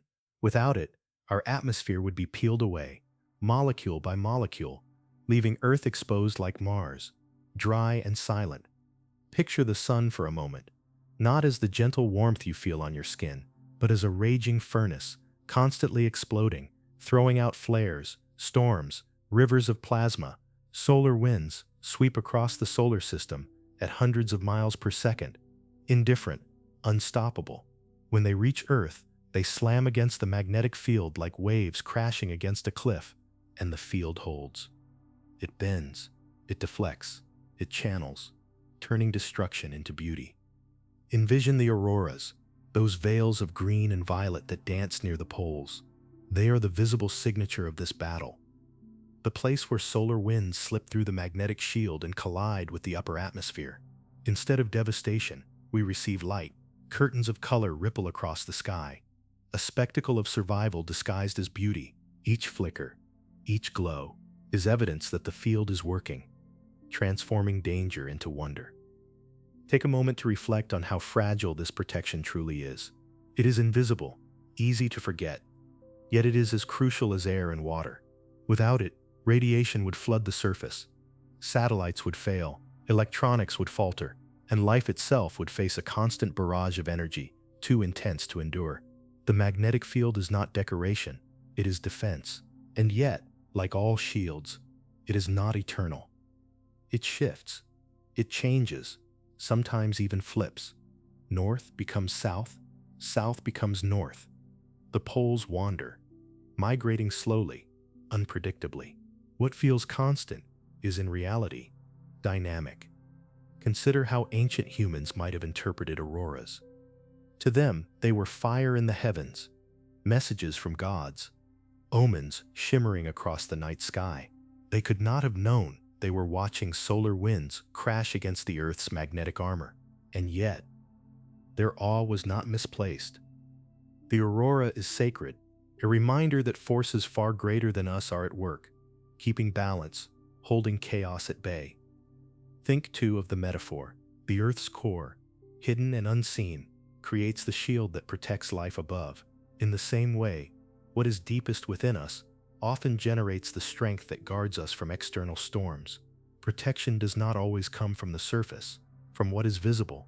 It often rises from the unseen, the hidden, the inner fire. Step into the silence of space, where Earth drifts like a glowing jewel. From afar, the magnetosphere extends outward, invisible yet immense, shaped like a teardrop, pressed by solar winds on the day side, stretched into a long tail on the night side. Satellites pass through it, measuring its strength, mapping its currents. Astronauts, floating beyond its protection, feel the vulnerability of life without it. The field is a gift, but one that does not stretch everywhere. Beyond it, exposure is immediate, merciless. Take another pause. The sun's storms sometimes break through even this shield, surging past in bursts that disrupt power grids, interfere with communication, paint auroras far beyond their usual latitudes. We call these solar storms, reminders that even guardians are not invincible. Yet the field absorbs so much more than it fails to block, silently holding back what would otherwise overwhelm. Every second of every day, the Earth is under attack, and every second the magnetic field deflects the blow. Envision what Earth might have been without this defense, like Mars, whose once thick atmosphere was stripped away by relentless winds. Dry valleys, frozen deserts, whispers of rivers long gone. The difference between Earth's living blue and Mars's barren red may come down to this magnetic shield. It is not merely a scientific curiosity. It is the reason you can stand here, breathe, and listen. Consider, too, the mystery of its origin. Why did Earth's core remain molten, dynamic, capable of generating this field while other planets cooled into silence? Why does life's home carry within it this hidden dynamo? Questions like these remind us how precarious existence is. How many conditions must align for a world to be not just a rock in space, but a cradle for life? Take a breath and think about this shield you cannot see.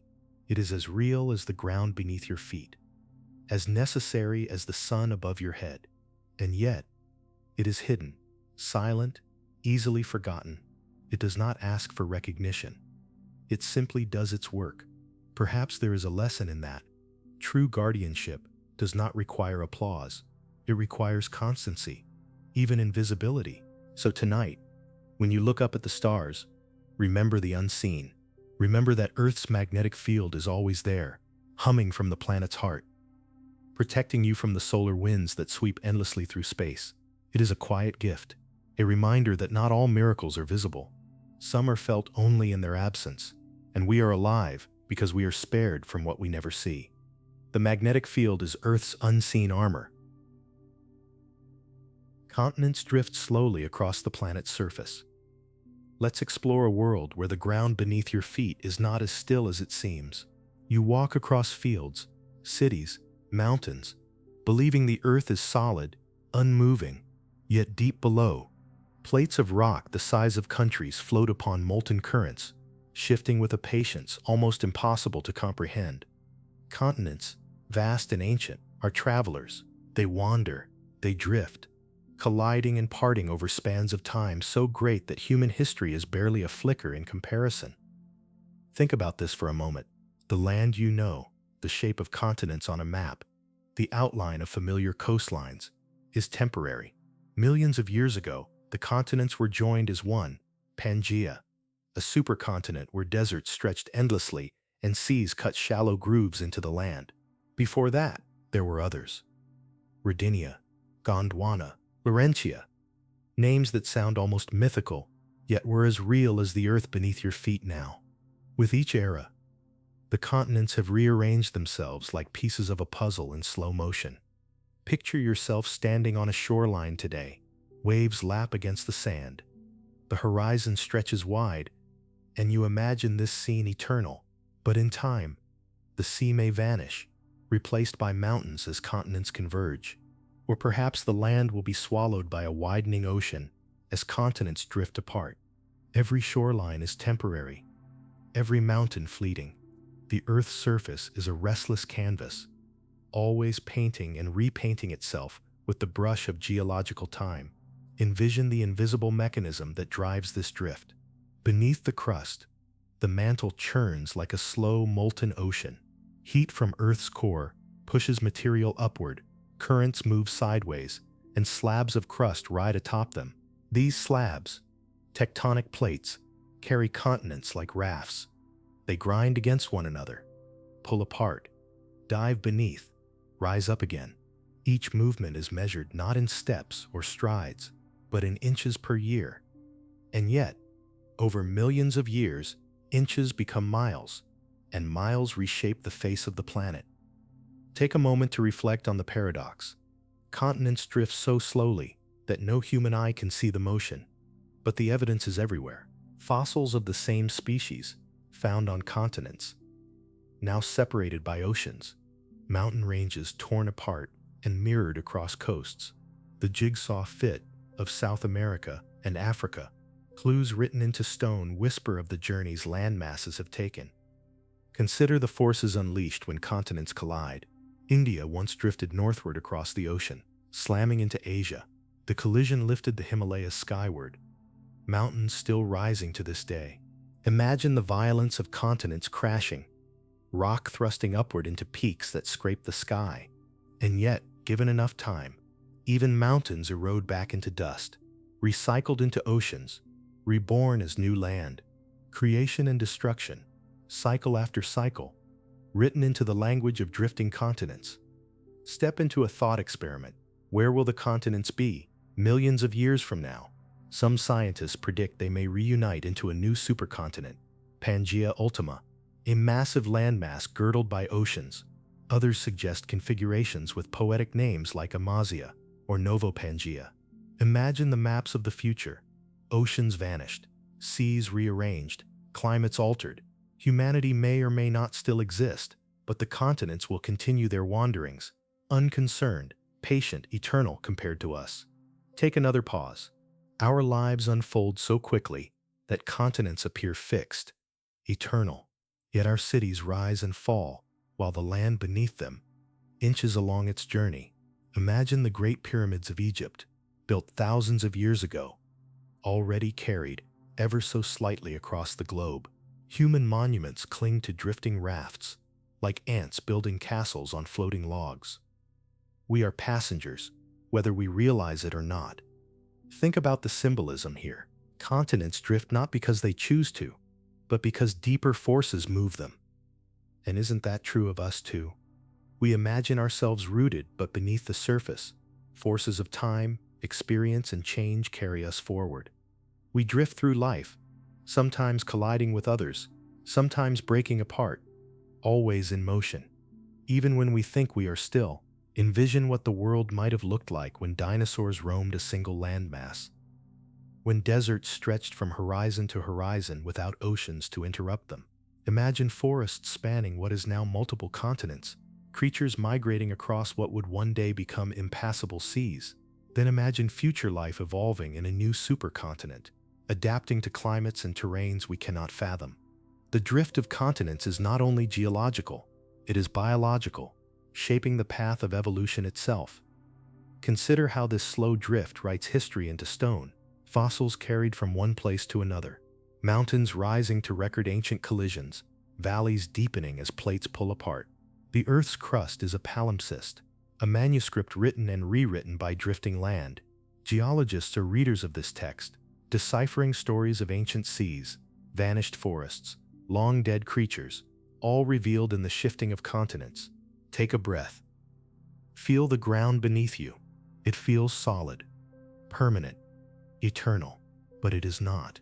It is a raft, a fragment of a puzzle, moving at a pace you cannot feel, and yet that movement has shaped oceans, mountains, climates, and life itself.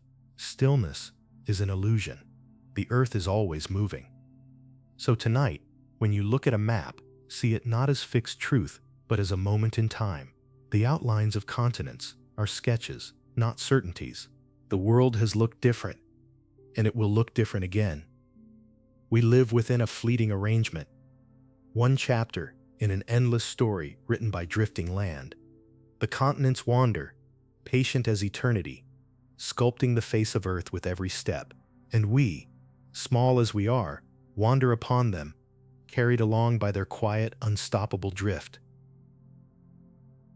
Mountains grow and erode over millions of years.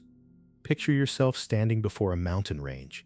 Jagged peaks pierce the sky, their ridges crowned with snow, their slopes cloaked in forests and rivers that seem eternal. You tilt your head back to see their heights, feeling the weight of their presence, the ancient silence that clings to them. Mountains feel immovable, permanent, guardians of time itself. But in truth, they are alive, in a way. They grow, they shift, they crumble, all on a scale too vast for human eyes to perceive. Think about this for a moment. A mountain is not born in an instant. It rises when continents collide, when plates of the Earth's crust grind and thrust against one another. Stone is folded, fractured, pushed upward, inch by inch, year by year. Imagine the ground trembling, layers of rock bending and breaking as forces beneath the Earth sculpt new landscapes. Out of chaos, a peak is born. What begins as an imperceptible shift eventually becomes a range that towers over the land, carving shadows across the horizon. Envision the Himalayas, still rising even now. Born from the collision of India and Asia, each year they grow a little taller, as if the Earth itself is stretching upward, reaching toward the heavens. The Andes, the Rockies, the Alps, all tell the same story of land reshaped by slow violence. Mountains are proof that the Earth is not static but restless, always sculpting, always becoming. Yet growth is not the only story, for even as mountains rise, they also fall. Wind, rain, ice, and time carve them down grain by grain, pebble by pebble. Rivers slice valleys into their sides, glaciers grind their slopes. Storms peel away their edges. What takes millions of years to build will eventually erode into rolling hills, then plains, then nothing but memory. The tallest mountain today will one day be worn smooth, its majesty dissolved into dust and soil. Take a pause. Mountains embody contradiction. They rise and fall at the same time. Creation and destruction coexist within them. In their peaks, we see both the urgency of growth and the inevitability of decay. They remind us that permanence is an illusion. Even the strongest, tallest, most immovable things are caught in the cycle of time. Consider the lives shaped by these giants. Rivers born in mountains flow to nourish plains and seas. Forests root themselves in mountain soil, clinging to steep cliffs, sheltering animals. Entire civilizations have grown at their feet, drawing water, wood, and stone. Mountains are not simply geological features. They are sources of life, sacred symbols, boundaries, and refuges. Many cultures have looked at mountains and seen not just rock, but spirit. They become the homes of gods, the pillars of heaven, the guardians of earth. Think of the Andes and the Inca people, who believed the peaks were living beings, or Mount Olympus, where the Greeks imagined their gods resided, or Mount Fuji in Japan, revered as a place of pilgrimage and contemplation. Across the world, mountains invite reverence, perhaps because in their slow growth and erosion, they mirror eternity, standing as reminders of something greater than ourselves. Step into another scene. Imagine the wind at a mountain summit, thin and cold, carrying silence like a second skin. Below, valleys stretch wide, rivers cut silver lines, forests spread in waves of green. You are standing on rock that was once buried deep within the earth, now lifted skyward by forces too vast to imagine. Every stone beneath your feet was forged in fire, pressed by pressure, fractured by collisions. You stand on history written in stone. Take another breath. Think of how mountains inspire within us a sense of scale. They remind us how small we are, how brief our lives are compared to their rise and fall. And yet, they also remind us of resilience. Just as mountains grow through unimaginable pressure, we too grow through the weight of life's challenges. The fractures and collisions of our own existence can push us upward, creating strength, shaping character. Mountains are both literal and metaphorical teachers. Envision their eventual fate. No mountain lasts forever. Erosion is patient, tireless. The Himalayas may tower now, but in millions of years, they too will be worn down, leveled into plains. The Appalachians in North America, once as tall as the Himalayas, are now gentle, rolling hills. Time carves away even the mightiest. But in their erosion, they give life. Soil nourishes fields, valleys cradle rivers, sediments form new land. Their loss is not an end, but a transformation. Think about that. Mountains teach us that growth is not eternal and that decay is not destruction. Both are parts of a cycle, rising, falling, feeding, becoming. Their grandeur is temporary, but their influence is forever. Consider a final metaphor. We too are mountains of a kind. We rise, we endure, we erode. Time shapes us. Experience wears us down. Yet in that wearing, we give something back. Our struggles, our triumphs, our legacies. They become the soil from which future lives grow. To be worn away is not to vanish, but to be transformed into something new. So tonight, as you picture the world's great mountain ranges, see them not as fixed monuments, but as stories still being written. They rise, they crumble, they rise again, and in their rhythm, they whisper the truth of all things. Nothing is permanent, yet nothing is wasted. Mountains are not eternal. They are alive, in the slowest sense of the word. They grow, they erode, they transform, and in their timeless dance, they mirror the journey of life itself. The deepest point on Earth is the Mariana Trench. Step into this scene. The ocean stretches before you, calm on the surface, a mirror of sky and clouds. You look across its expanse and imagine you know its depths. But what lies beneath is darker, stranger, more profound than anything on land. The deepest point on Earth, the Mariana Trench, lies hidden in the western Pacific, a scar in the seafloor that plunges down nearly 7 miles. To stand on its edge, if one could, would be like peering into infinity. Think about this for a moment. Mount Everest, the tallest peak above sea level, could fit inside the trench with more than a mile to spare. Pressure there is more than 1,000 times that at the surface, enough to crush steel. Sunlight never reaches those depths. It is a place of perpetual night, where silence reigns, and life clings to existence in ways almost unimaginable. The Mariana Trench is not simply a hole in the ocean floor. It is a frontier, an abyss where Earth hides its most profound secrets. Picture yourself descending through the water, mile after mile. At first, sunlight filters down in silver shafts, illuminating shoals of fish, corals swaying, the vibrant colors of reefs. But soon the light fades, the blue deepens into black. Creatures become strange, translucent, glowing, adapted to eternal twilight. At 400 feet, you have left the last touch of sunlight. At 1,000 feet, the water is ink, thick and heavy, and still you descend into crushing pressure, into silence. By the time you near the bottom, you have entered a world utterly alien. Envision the bottom of the trench itself, the Challenger Deep. It is a place few humans have ever visited, reachable only by specialized submersibles designed to endure the unimaginable pressure. Down there, the floor is covered with sediments that have drifted for millions of years. Particles of life from the surface falling endlessly into the dark. Tiny organisms survive in this eternal night, some glowing with bioluminescence, others feeding on chemical energy rather than sunlight. To them, the trench is not a void, it is home. Take a moment to reflect on the paradox. The deepest place on Earth, hidden beneath miles of water, is less explored than the surface of the Moon or Mars. We have sent probes into the stars, yet the abyss beneath our oceans remains a mystery. There is humility in this. The greatest secrets are not always far away. Sometimes they are directly beneath us, unseen because we have not yet learned how to endure their silence. Consider how the trench was formed.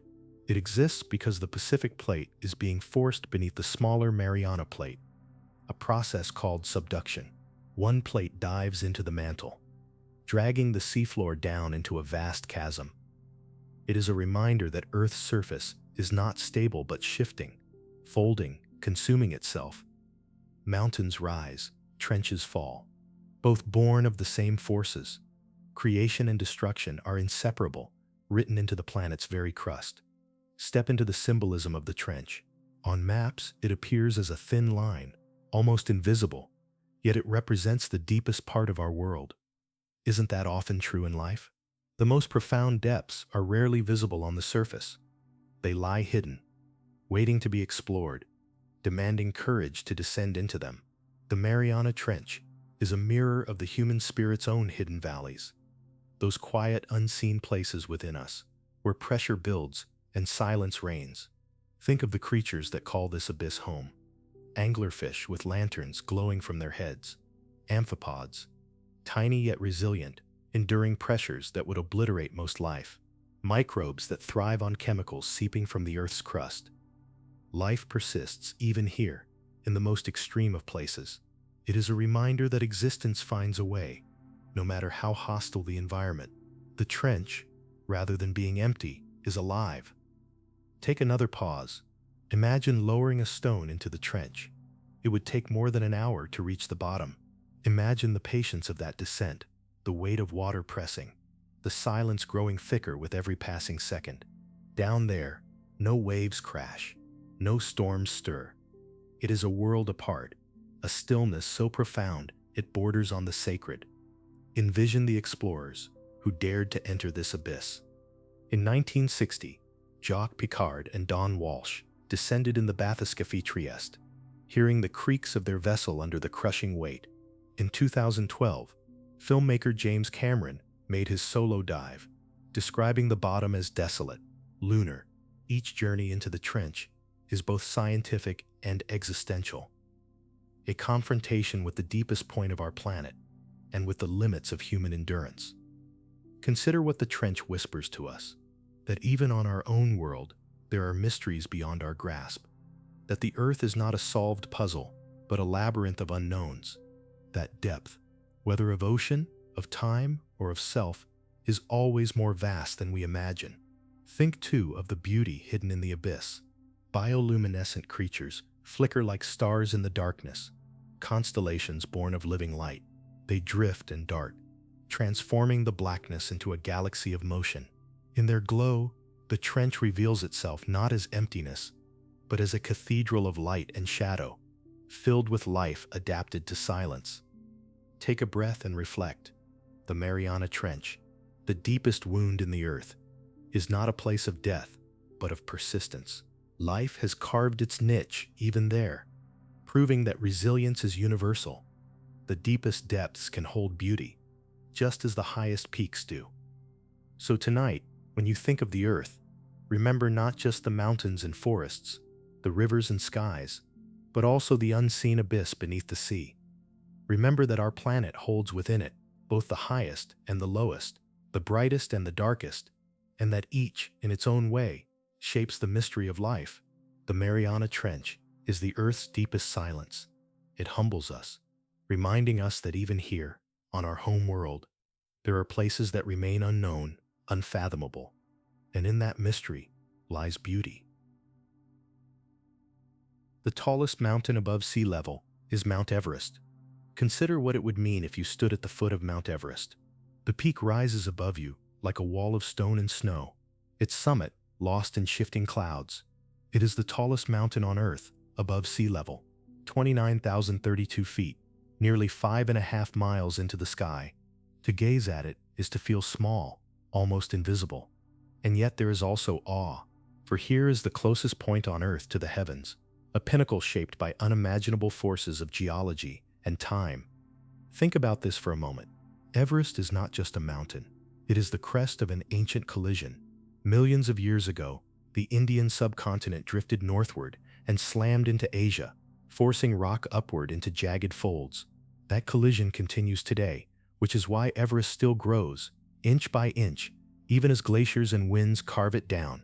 To climb it is to stand on stone that once lay beneath an ancient sea, fossils of ocean creatures still embedded in its slopes. Imagine holding in your hand a seashell found at the top of the world, proof that what is highest was once deepest. Picture the journey upward.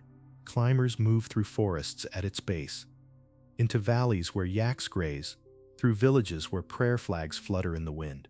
Higher, they reach icy ridges, avalanches roaring in the distance. Higher still, the air thins.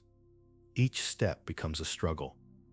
At the summit, oxygen is so scarce that breathing feels like drowning in air. The body begins to shut down. And yet many press on, compelled by the vision of standing atop the world. Envision the view from that summit. The horizon curves gently, the sky darkens into a deeper blue, and the surrounding peaks lie far below. It is a perspective almost otherworldly, a place where Earth feels both. To stand there, even for a moment, is to touch something beyond ordinary human experience. And yet, the mountain is indifferent. Everest does not care who reaches its summit. It simply stands, as it has for millions of years, a silent witness to time. Take a moment to reflect on the paradox of Everest. For some, it is a symbol of triumph, the ultimate conquest of nature. For others, it is a graveyard. Many climbers have perished in their attempt, their bodies left frozen on its slopes, preserved by the cold. Everest embodies both aspiration and mortality, the beauty of striving and the cost of ambition. To climb it is to face not only the mountain, but yourself. Consider how cultures have viewed Everest long before climbers arrived. To the Tibetan people, it is Chomolungma, mother goddess of the world. To the Nepalese, it is Sagarmatha, goddess of the sky, revered, not conquered. Mountains have always carried spiritual weight, and Everest perhaps most of all.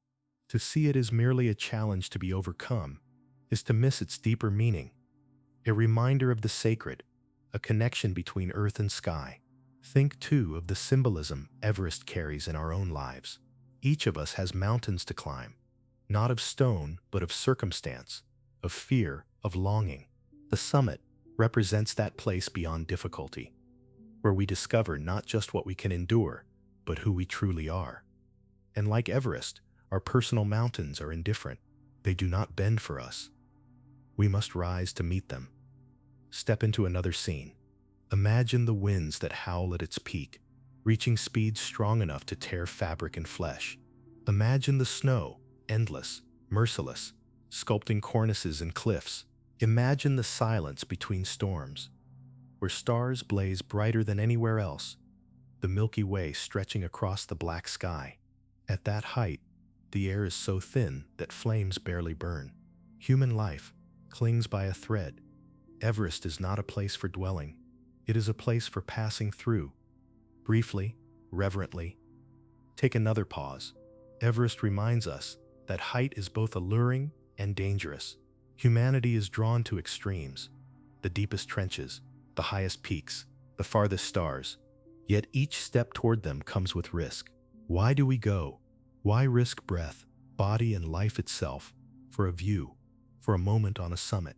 Perhaps because in those moments, we glimpse something larger than ourselves. We measure our smallness against the infinite and find meaning in the attempt. Envision what Everest will be millions of years from now. The collision of continents will continue, pushing the Himalayas ever higher. Glaciers will carve new valleys. Winds will strip away ridges. Rivers will carry stone back to the sea. The mountain that seems eternal is still part of Earth's restless cycle. It grows, it erodes, it transforms. Even the tallest will one day crumble. Consider this lesson. Permanence is an illusion. What towers above us now was once seafloor. What feels unshakable will, in time, be reshaped. Yet within that impermanence lies beauty. Everest is not less majestic because it will one day erode. Its grandeur is heightened by the knowledge that it is a moment in Earth's unfolding story. Take a breath. Feel the metaphor. We, too, have our Everests. Moments of triumph that do not last. Peaks that one day erode into memory. But their impermanence does not diminish their meaning. To stand on such a peak, literal or metaphorical, is to know the vastness of life, to touch, even briefly, the sky. So tonight, when you think of Mount Everest, do not see only stone and snow. See it as the Earth's great aspiration, a place where geology touches the heavens, where seashells lie embedded in sky-high rock, where silence reigns above the world. It is the highest, the harshest, the most humbling. A mountain that rises not only in stone, but in spirit. Mount Everest is the Earth's crown, the tallest summit above the sea. And like all crowns, it is heavy with meaning, reminding us of beauty, of danger, of the eternal dance between what rises and what falls. Earthquakes and volcanoes shape the planet over time. Step into this scene. The ground beneath you trembles. At first, it is subtle. A shiver in the soil, a glass rattling on a shelf.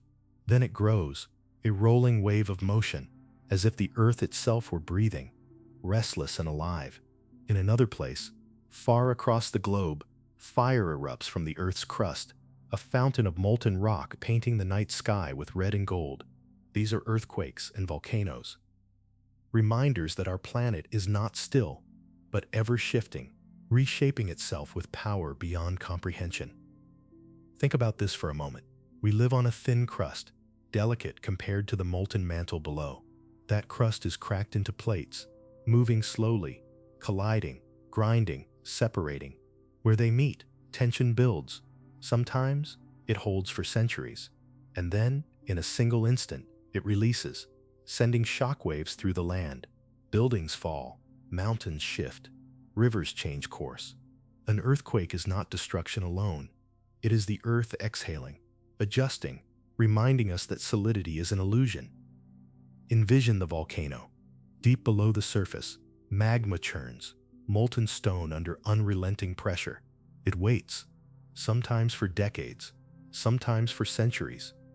Then, with sudden fury, it breaks free, rising through cracks, erupting into the sky. Lava flows across the land, reshaping it in days what might otherwise take millennia. Entire islands are born from fire. Fertile soils are left in its wake, rich with minerals. Volcanoes are not only destroyers, they are creators, sculptors of new earth. Take a pause and consider the paradox. Earthquakes and volcanoes terrify us, yet they are essential. Without them, continents would not drift, mountains would not rise, new land would not form. The violence we fear is also the mechanism of creation. Life flourishes on volcanic soil, nourished by what once burned. Cities thrive near tectonic boundaries, despite the risk. Because the land is so rich, we live with danger, because danger also sustains us. Think of history written by these forces. Entire civilizations altered by eruptions and quakes. Pompeii buried in ash, frozen in time beneath Mount Vesuvius.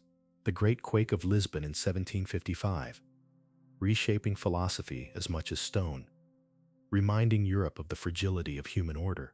The eruption of Krakatoa in 1883, its sound heard thousands of miles away, its ash changing sunsets around the globe. Disasters, yes, but also reminders of our shared vulnerability, our place on a restless earth.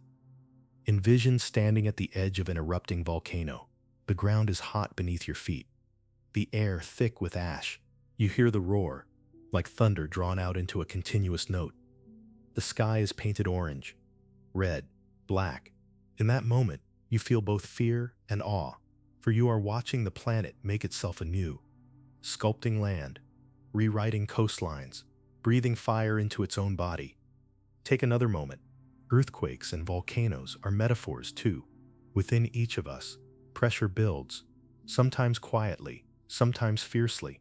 We hold it in, layer after layer, until one day it breaks through, an eruption of truth, a quake of change, destruction, sometimes, but also creation. From upheaval comes transformation, from fire, new ground. Consider the science, but also the poetry. Seismic waves travel through rock like ripples in a pond, carrying information about the Earth's interior. They tell us about its layers, its molten heart, its hidden secrets. Volcanic eruptions release gases that shape climate, sometimes cooling the planet with veils of ash. These forces are not random. They are threads in the great weave of Earth's balance. Too much or too little, and the world would not be the same. Step into the silence after an earthquake.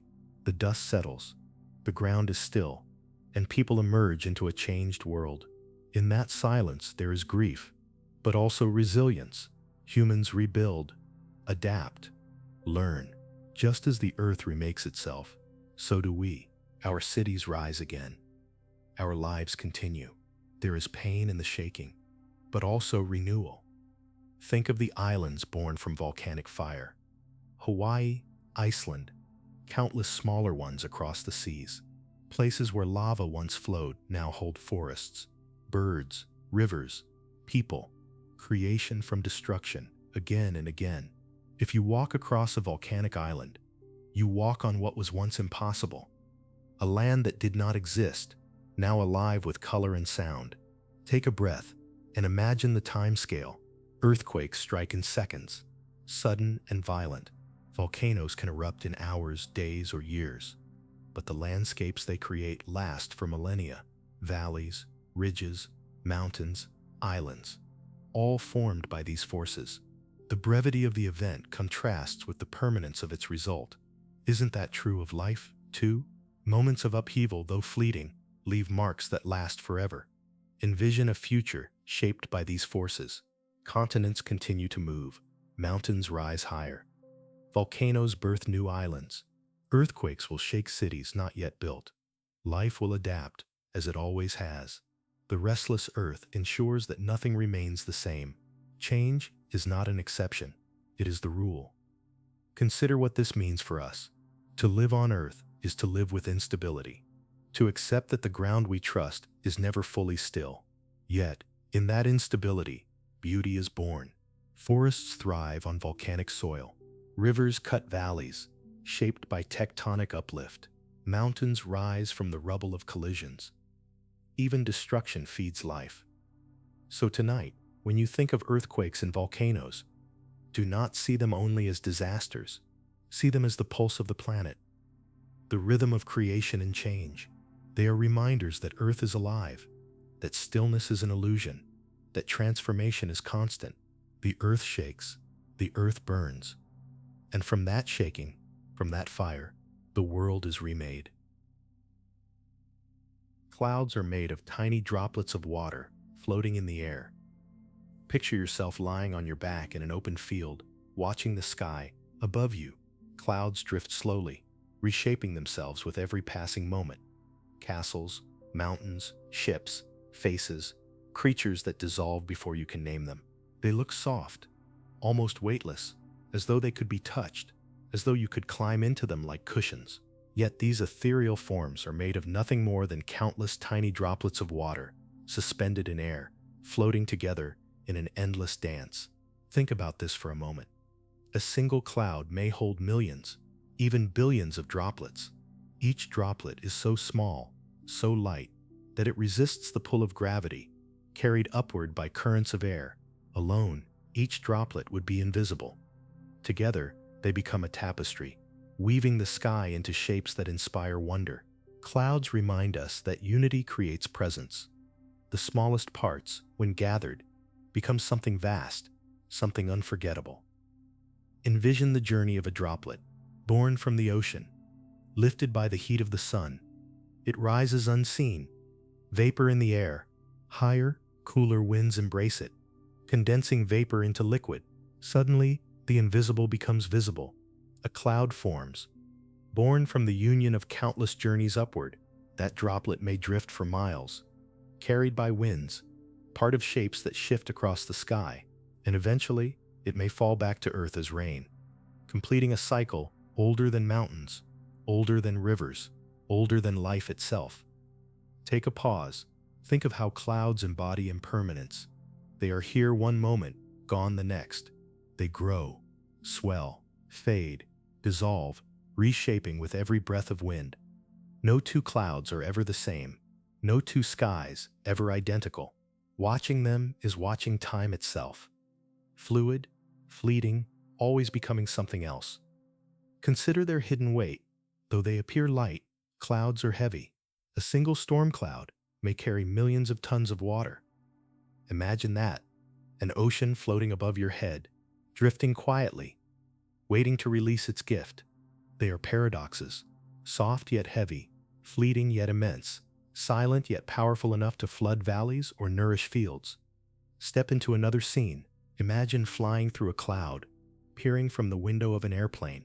From afar, the cloud seemed solid, a towering wall of white, but inside, it is mist, droplets brushing against the glass. A haze of water and light. Clouds remind us that perspective is everything. From a distance, solidity. Up close, fragility. Isn't that often true of life? Think of the symbolism. Clouds are vessels of mystery, carriers of change. They can herald storms or promise shade, offer beauty at sunset, or obscure the stars.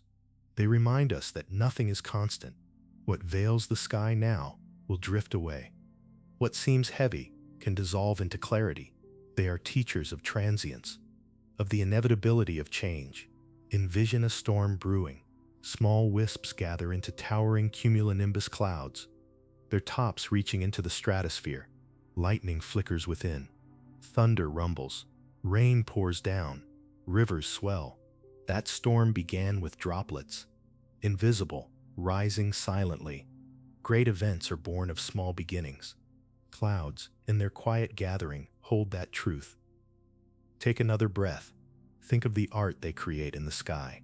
Sunlight filters through their edges, painting gold at dawn, crimson at dusk. Moonlight turns them silver, soft and glowing. Shadows stretch across landscapes, changing colors, shifting moods. Clouds are painters of atmosphere, shaping not only the weather, but our emotions. How many poems, songs, and stories have been inspired by the sight of clouds drifting overhead? Consider, too, the science that hides within their beauty. Clouds regulate the planet's temperature, reflecting sunlight, trapping warmth, balancing Earth's fragile climate. Without them, the world would be far hotter by day and far colder by night. They are blankets and mirrors, subtle regulators of life itself. What seems whimsical is in truth essential. Step into the symbolism once more. Clouds float because they are held by air, by currents invisible. We too are often carried by forces unseen, circumstances, emotions, histories, and like clouds, We change, we drift, we gather and disperse. We appear heavy, yet we are mostly light, impermanent, yet meaningful. Take a pause. Look back on your own memories. How many times have you stopped to watch the sky? A childhood afternoon, tracing shapes in drifting clouds. A summer day, lying in the grass, imagining stories in their forms. A flight, looking down on an endless sea of white, feeling as though you were floating above a world of dreams. Clouds are woven into the fabric of our lives. Moments of wonder we rarely stop to name. Envision the great cycle they are part of. The water cycle, endless and eternal. Clouds rise from oceans, lakes, rivers. They carry water across the globe, nourishing deserts, filling forests, feeding glaciers. Without them, rain would not fall, rivers would dry, life would falter. They are couriers of sustenance, quiet travelers, delivering water from one part of Earth to another. Consider the lesson they whisper: to be light, to drift, to change, to gather strength from smallness, to accept impermanence without fear. Clouds are not eternal, but in their impermanence, they create beauty. Their fleeting presence is what makes them remarkable. So tonight, when you look at the sky, let your eyes linger on the clouds. See them not only as shapes of water, but as symbols of transience, of unity, of the unseen forces that sustain life. They are not solid, yet they shape our world. They are not permanent, yet they carry eternity within their cycle.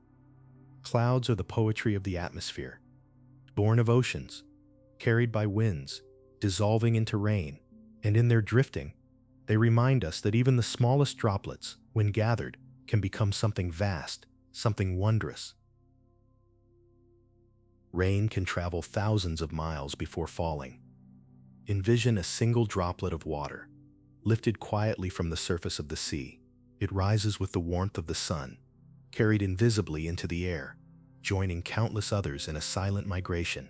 Together they drift, unseen, across vast distances, over deserts, mountains, and forests, across entire oceans and continents.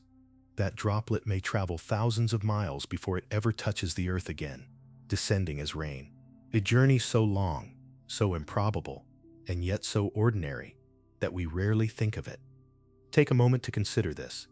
Every raindrop you have ever felt on your skin has a story. It began somewhere, perhaps in the Indian Ocean, perhaps in the Amazon, perhaps on a quiet lake hidden in the mountains. It rose into the air, unseen vapor, carried by winds that spanned the globe. And when the moment was right, it fell again, perhaps into a river, perhaps into a desert, perhaps onto your hand. A raindrop is a traveler, a wanderer of the earth. Step into the scene of a storm. Dark clouds gather above, thick with water gathered from faraway places. Thunder rumbles, lightning splits the sky. And then the release. Rain pours down, striking soil, rooftops, leaves. That water may have come from oceans hundreds or thousands of miles away, carried patiently in the sky until gravity called it back. What feels sudden is the culmination of a long journey, a pilgrimage across the world. Think of the paradox. Rain is fleeting, ephemeral. It falls. It vanishes into soil or drains away. It evaporates once more. Yet within that cycle lies continuity. The same droplet may rise and fall countless times, crossing landscapes, returning to seas, always moving, never gone. Water is ancient. The rain falling on you today may once have fallen on a forest when dinosaurs roamed, or nourished crops tended by forgotten hands centuries ago. Every raindrop is a messenger from the deep past. Pause for a breath. Imagine walking through rain, each drop a traveler from another place, carrying whispers of oceans, whispers of faraway lands. You are not only getting wet, you are being touched by the journeys of countless droplets, fragments of a global story. Rain is not local, it is planetary. It connects deserts to rivers, forests to seas, people to people. Consider the scale of this unseen system. Winds carry vapor across hemispheres. Monsoons rise from warm oceans, delivering life to entire regions. The Amazon rainforest, through its own transpiration, creates rain that travels to nourish lands far beyond its borders. Storm systems gather strength across oceans, feeding on moisture, then deliver torrents thousands of miles away. The sky is a conveyor belt of water, shifting, moving, redistributing life. Envision a desert receiving rain. The air smells electric, the soil drinks greedily, plants bloom almost overnight. That rain may have begun on the other side of the world, lifted from oceans, and carried across continents. In that moment, water connects places that may never touch, binding Earth into a single living whole. Take another moment and think about symbolism. Rain teaches patience. It travels long distances, unseen, before it becomes visible. Like many of life's gifts, it takes time to arrive. We may not see its journey, but we feel its arrival. Rain reminds us that unseen work, invisible progress, is still progress. What falls on us today has been moving quietly for a long time. Step into memory. Recall the scent of rain after a dry spell, the petrichor rising from the soil, the freshness in the air. That scent is more than nostalgia. It is the meeting of earth and sky, the completion of a journey. Rain falling on your skin carries with it the breath of oceans, the memory of clouds, the passage of winds. It is a reminder that you too are part of cycles far larger than yourself. Consider the power of rain in human history. Civilizations have risen and fallen depending on its rhythm. Too much, and rivers overflow, washing away homes and crops. Too little, and drought leaves the land barren. Farmers pray for it, poets praise it, travelers seek shelter from it. Rain is not merely weather, it is a force that shapes destiny, and its journey, long and unseen, connects us all to the same global heartbeat. Envision the rain falling on the sea. Droplets return to the water from which they came, completing a circle, endless and eternal. From sea to sky, from sky to land, from land back to sea. The water cycle is not a chain, but a loop, flowing endlessly through time. The same water that quenches your thirst today may one day flow again in rivers yet to form. Take a pause. Let the thought sink in. Water does not vanish. It transforms. Clouds drift. Rain falls. Rivers flow. Seas surge. It is the same water, always changing form, always moving, always alive. In a way, rain is reincarnation made visible, a constant reminder that nothing truly ends, it only shifts shape. Think of how rain feels on your body, cool against warm skin, sudden and sharp, or soft and mist-like. Each drop is part of a journey, and when it touches you, you become part of that journey too. You are no longer separate. You are linked to oceans, to mountains, to clouds drifting thousands of miles away. Rain connects you to the planet, one droplet at a time. So the next time you walk beneath a storm, or pause at your window to watch rain trace lines down the glass, remember, those drops are travelers. They have crossed vast distances, risen unseen, floated patiently, and returned. Their journey is long, their presence fleeting, their impact eternal. Rain is more than weather. It is motion. It is memory. It is connection. It falls. It nourishes. It disappears, only to rise again. A cycle without end. A song without silence. And in each drop, there is a story of travel, of transformation, of return. Forests cover about 30% of Earth's land. Step into this scene. You are standing in the heart of a forest. The air is cool, thick with the scent of soil and leaves. Light filters through the canopy in shifting beams, illuminating ferns, moss, and the quiet movements of hidden creatures. The forest hums with a life that feels older than memory, a pulse that resonates through trunks, branches, and roots. Nearly a third of Earth's land wears this emerald cloak, vast stretches of green that breathe for the planet. Think about this for a moment. Trees are more than wood and leaves. They are pillars of a living cathedral, reaching skyward as though in prayer, their roots gripping the soil like ancient hands. Together they form ecosystems of staggering complexity, birds nesting in branches, insects weaving through bark, mammals roaming under shade. Every layer of the forest is alive, from the highest canopy to the darkest floor, And together, these forests form the lungs of Earth, breathing in carbon, breathing out oxygen. Envision the vastness, the Amazon, stretching like a green ocean across South America, the taiga of Russia and Canada, endless pines marching across frozen ground, the tropical forests of Africa and Southeast Asia, dense with life seen and unseen. 30% may sound modest, but imagine it, nearly a third of our continents draped in green, each tree part of a living network. If forests were removed, the planet would not merely change, it would unravel. Take a pause.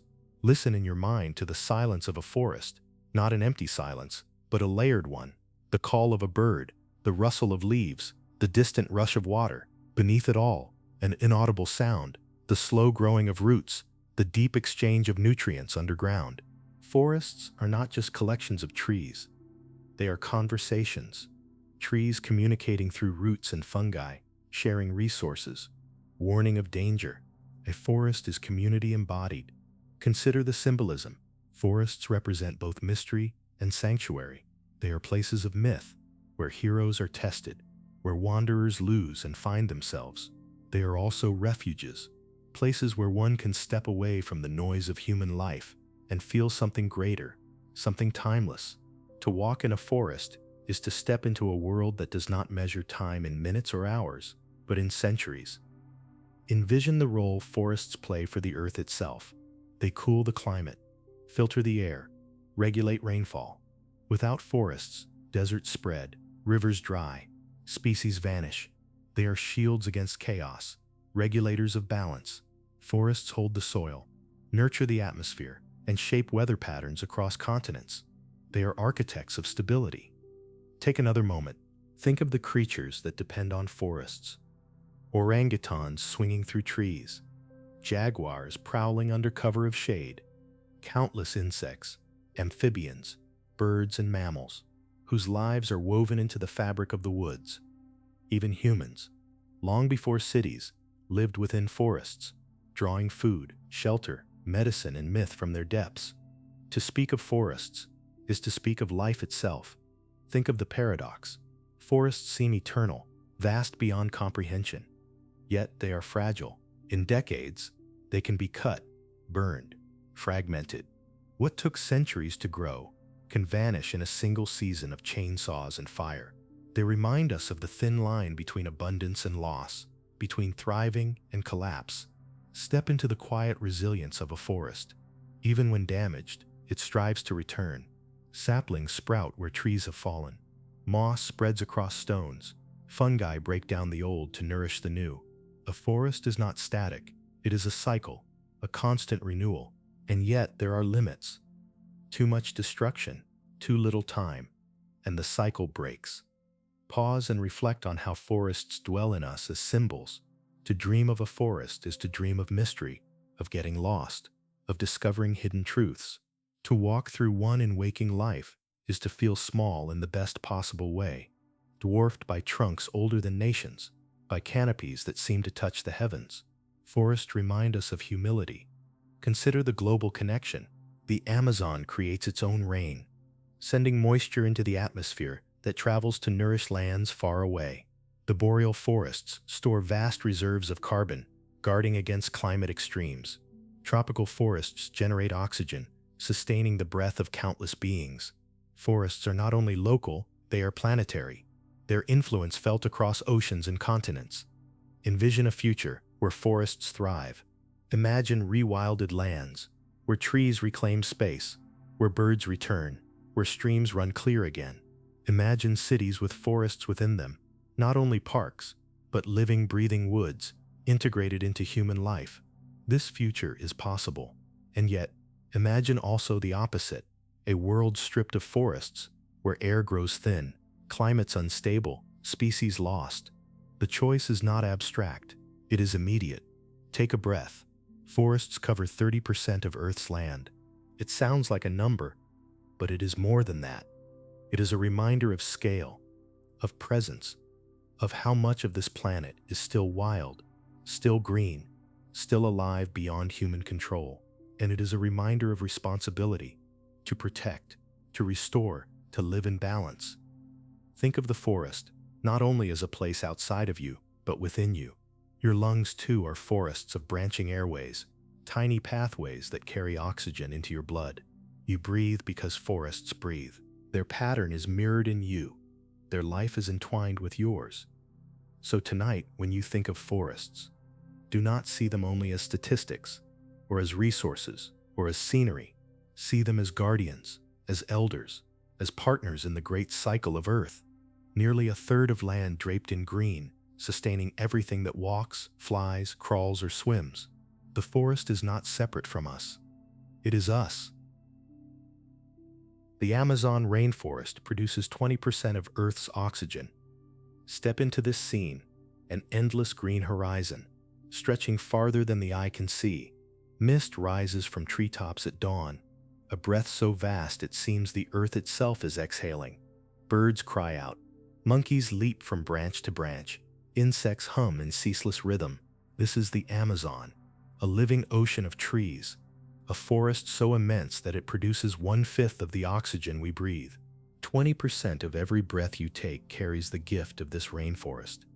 Think about this for a moment. Oxygen is invisible, tasteless, silent, and yet it is the thread of life, binding every creature to existence. The Amazon breathes it out in abundance, day after day, a quiet offering to the planet. Each leaf, each tree, contributes to this symphony of respiration, drawing in carbon dioxide, releasing oxygen in return. Billions of leaves, billions of tiny acts, together sustaining the lungs of Earth.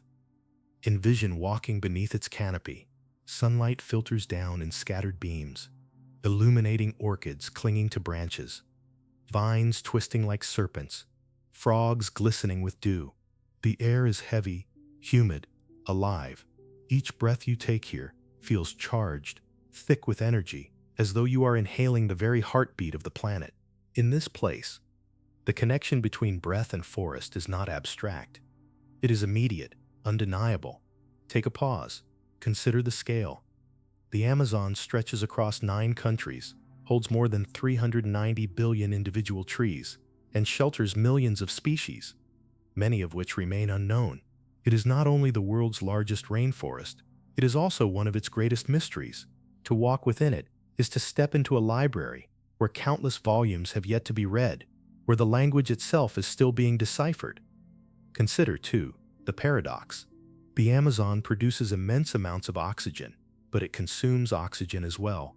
Decomposition, fires, and respiration of plants and animals balance much of this output.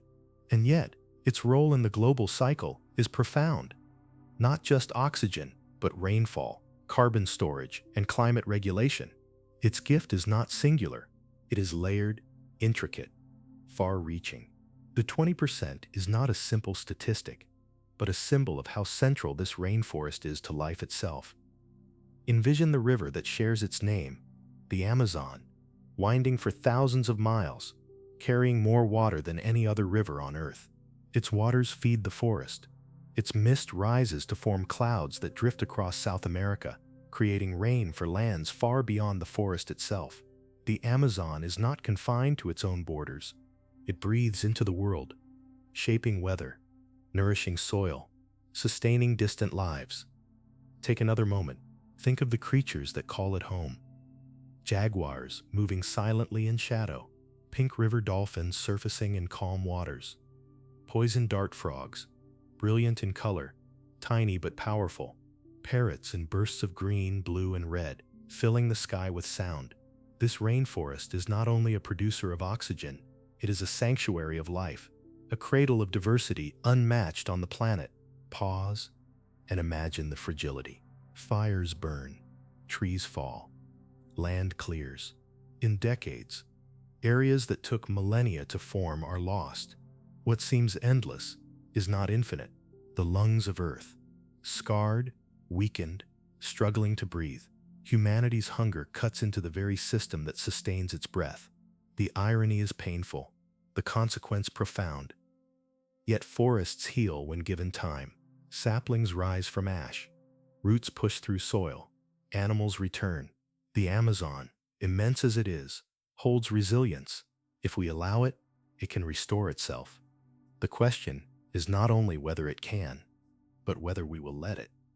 Think of symbolism again. The Amazon is not only a rainforest, it is an idea. It is the embodiment of abundance, of mystery, of interconnection. It is a reminder that one place, though distant to many, sustains everyone. The air in your lungs now carries echoes of its leaves. The food you eat, the rain that falls on your home, the climate that shapes your life, all trace back to this green ocean. Envision yourself breathing slowly. Inhale, exhale. With each breath, you participate in the Amazon's gift. You may never see its rivers, never touch its soil, never hear its birds in person, and yet it is in you. Its oxygen fills your chest. Its influence shapes your days. You are linked to it, inseparably. Take a pause. Consider the lesson. The Amazon reminds us that life is communal, never solitary. No tree stands alone. No breath exists apart from others. We are connected not only to each other, but to forests, rivers, oceans. To breathe is to participate in the planet's shared rhythm.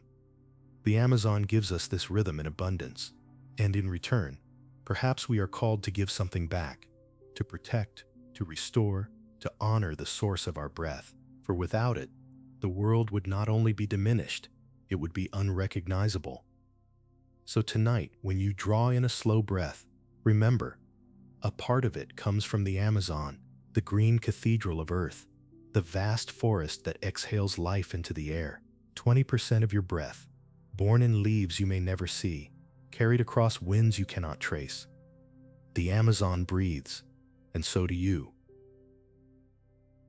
Deserts make up 1/3 of Earth's land surface. Step into this scene. A vast expanse stretches before you, shimmering under a relentless sun. Sand ripples like waves frozen in time. Wind carving patterns that shift and vanish with each passing day. The air is dry, the horizon endless. Silence pressing against your ears with a weight almost physical. This is the desert, harsh, unforgiving, and yet covering 1/3 of Earth's land. A reminder that emptiness, too, is part of the planet's design. Think about this for a moment. 1/3 of all land, an immense fraction, lies beneath the rule of aridity. Not only the seas of sand in the Sahara or the Arabian Peninsula, but also rocky deserts, icy deserts, windswept plains where rain seldom falls. Antarctica itself, often imagined as endless ice, is technically a desert, for it receives less precipitation than many hot sands. Deserts are not uniform. They are diverse, spanning climates and continents, united by scarcity of water. Envision the life that persists here. A cactus standing tall, storing water in its thick flesh. A fox darting between shadows, ears wide to catch faint sounds. Beetles harvesting droplets from morning fog. Life in the desert does not simply survive, it adapts, becoming ingenious in ways unseen elsewhere. Scarcity breeds resilience. The harshest conditions give rise to the most remarkable forms of endurance. Pause for a breath. Deserts are often painted as empty, barren, lifeless. Yet this is illusion. Their silence hides a pulse. Plants bloom after rare rains, painting the sand with sudden bursts of color. Animals rest in burrows by day, emerging under starlight. A desert may appear still, but it hums with secret rhythms, with lives attuned to extremes. Consider the symbolism. Deserts embody both absence and possibility. They are places where one is stripped of distraction, forced to face silence, to face the self. Many spiritual traditions were born in deserts, where prophets wandered, seekers listened, and revelations came.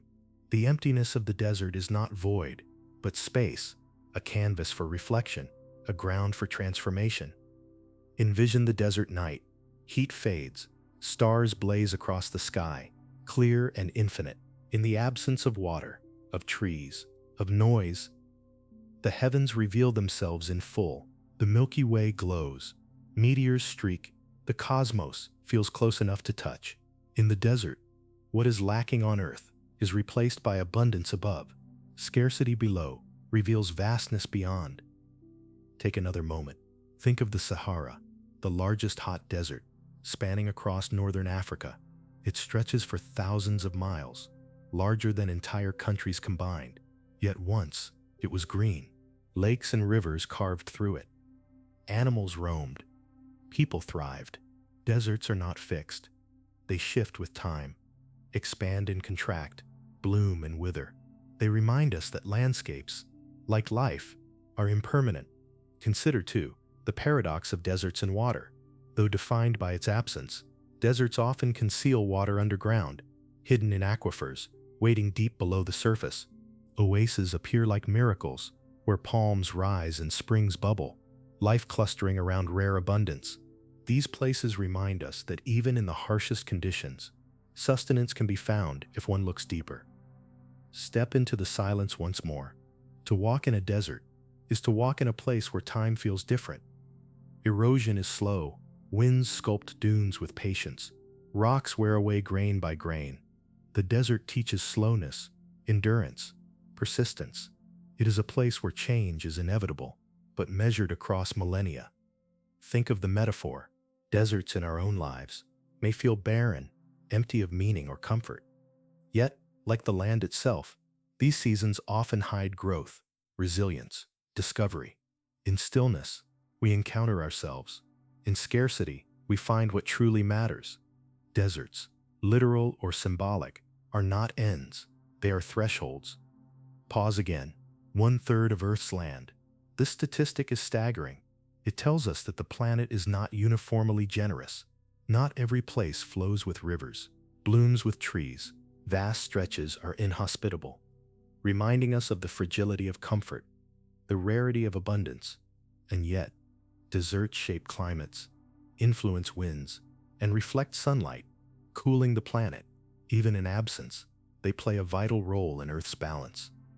Envision dunes shifting under relentless winds, mountains of sand moving inch by inch, sculpting new landscapes overnight. No desert is truly still. It is motion hidden in silence, transformation disguised as stasis. The desert whispers a truth often overlooked. What seems empty is alive with change.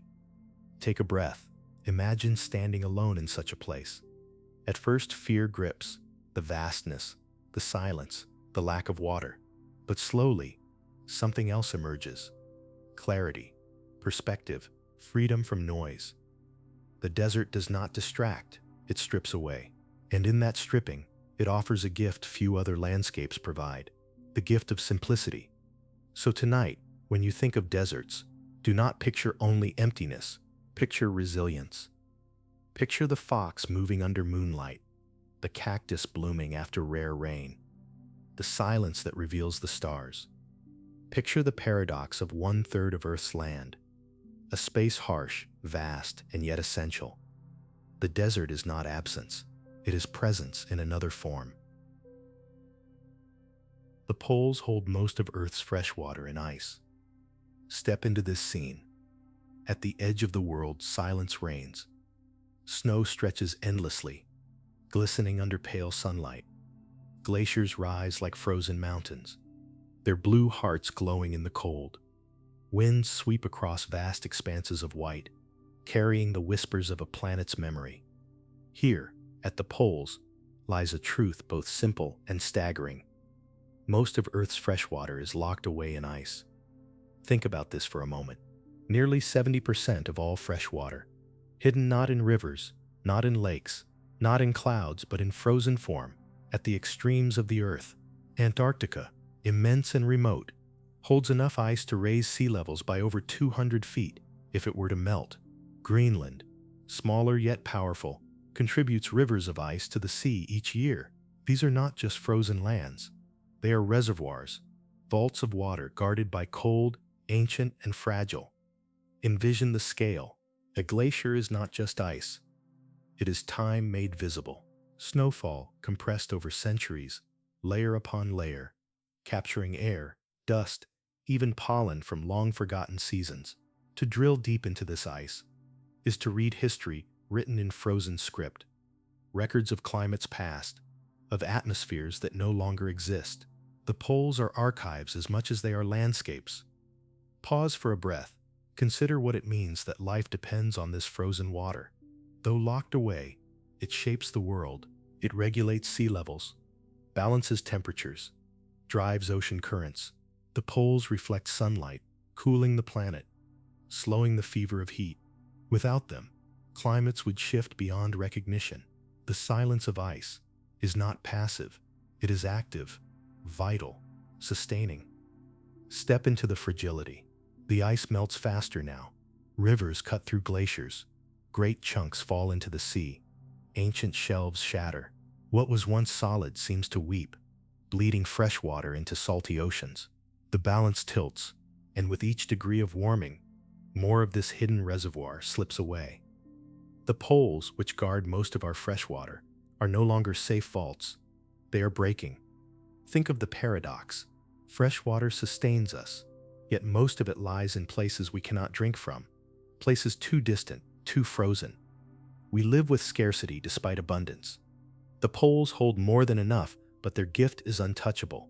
They remind us of the limits of desire, that not all wealth can be reached, not all treasures can be consumed. Some must remain distant, sacred. Envision the creatures that thrive in this frozen realm.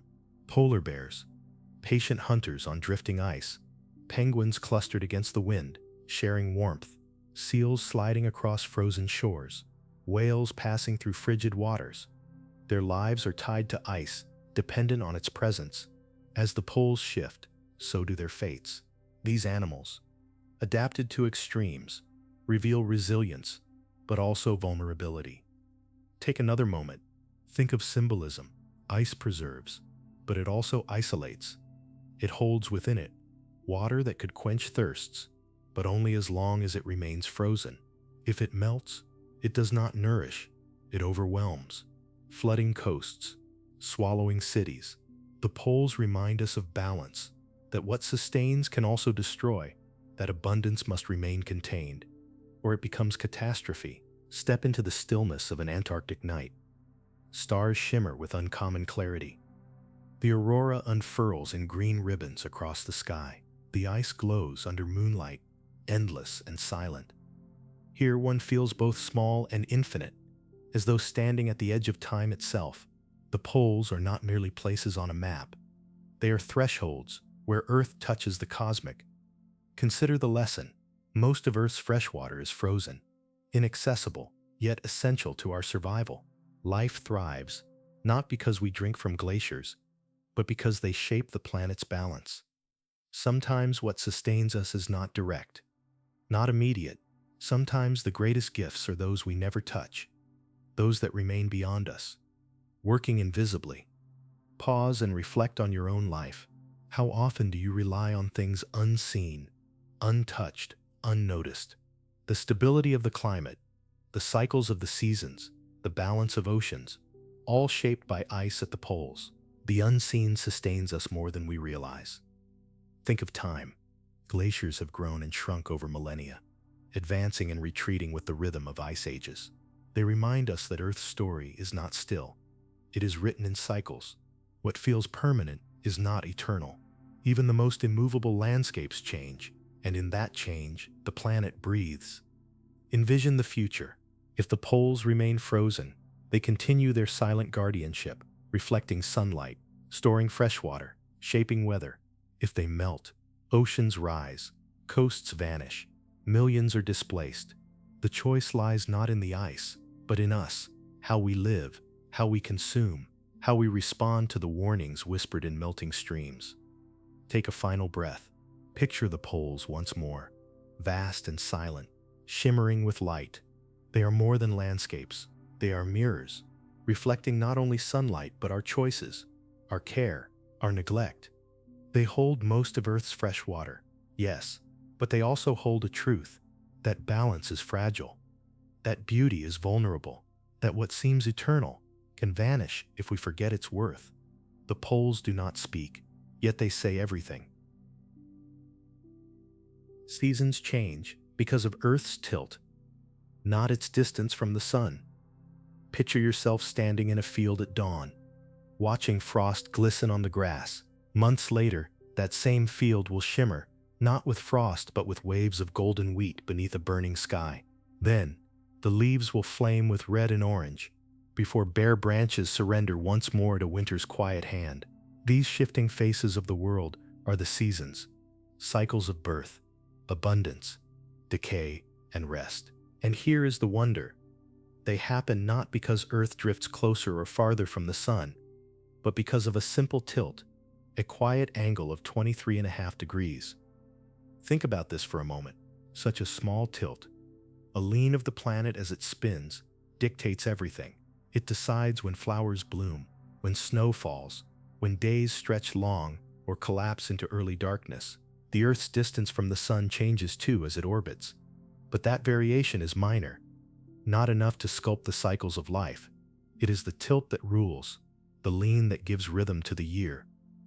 Envision the northern hemisphere, bathed in sunlight in June, tilted toward the sun, its rays falling more directly, days stretched into long evenings, while at the same time, the southern hemisphere leans away, cloaked in shorter days, colder nights. 6 months later, the roles reverse, a perfect balance of opposites. The tilt does not favor one side permanently. It shares, it alternates, weaving a harmony that touches every creature, every forest, every river. Pause for a breath. Seasons are not just weather. They are symbols, metaphors etched into the land. Spring whispers of renewal, of beginnings. Summer sings of energy, abundance, fullness. Autumn speaks of harvest, of letting go. Winter teaches stillness, rest, endurance.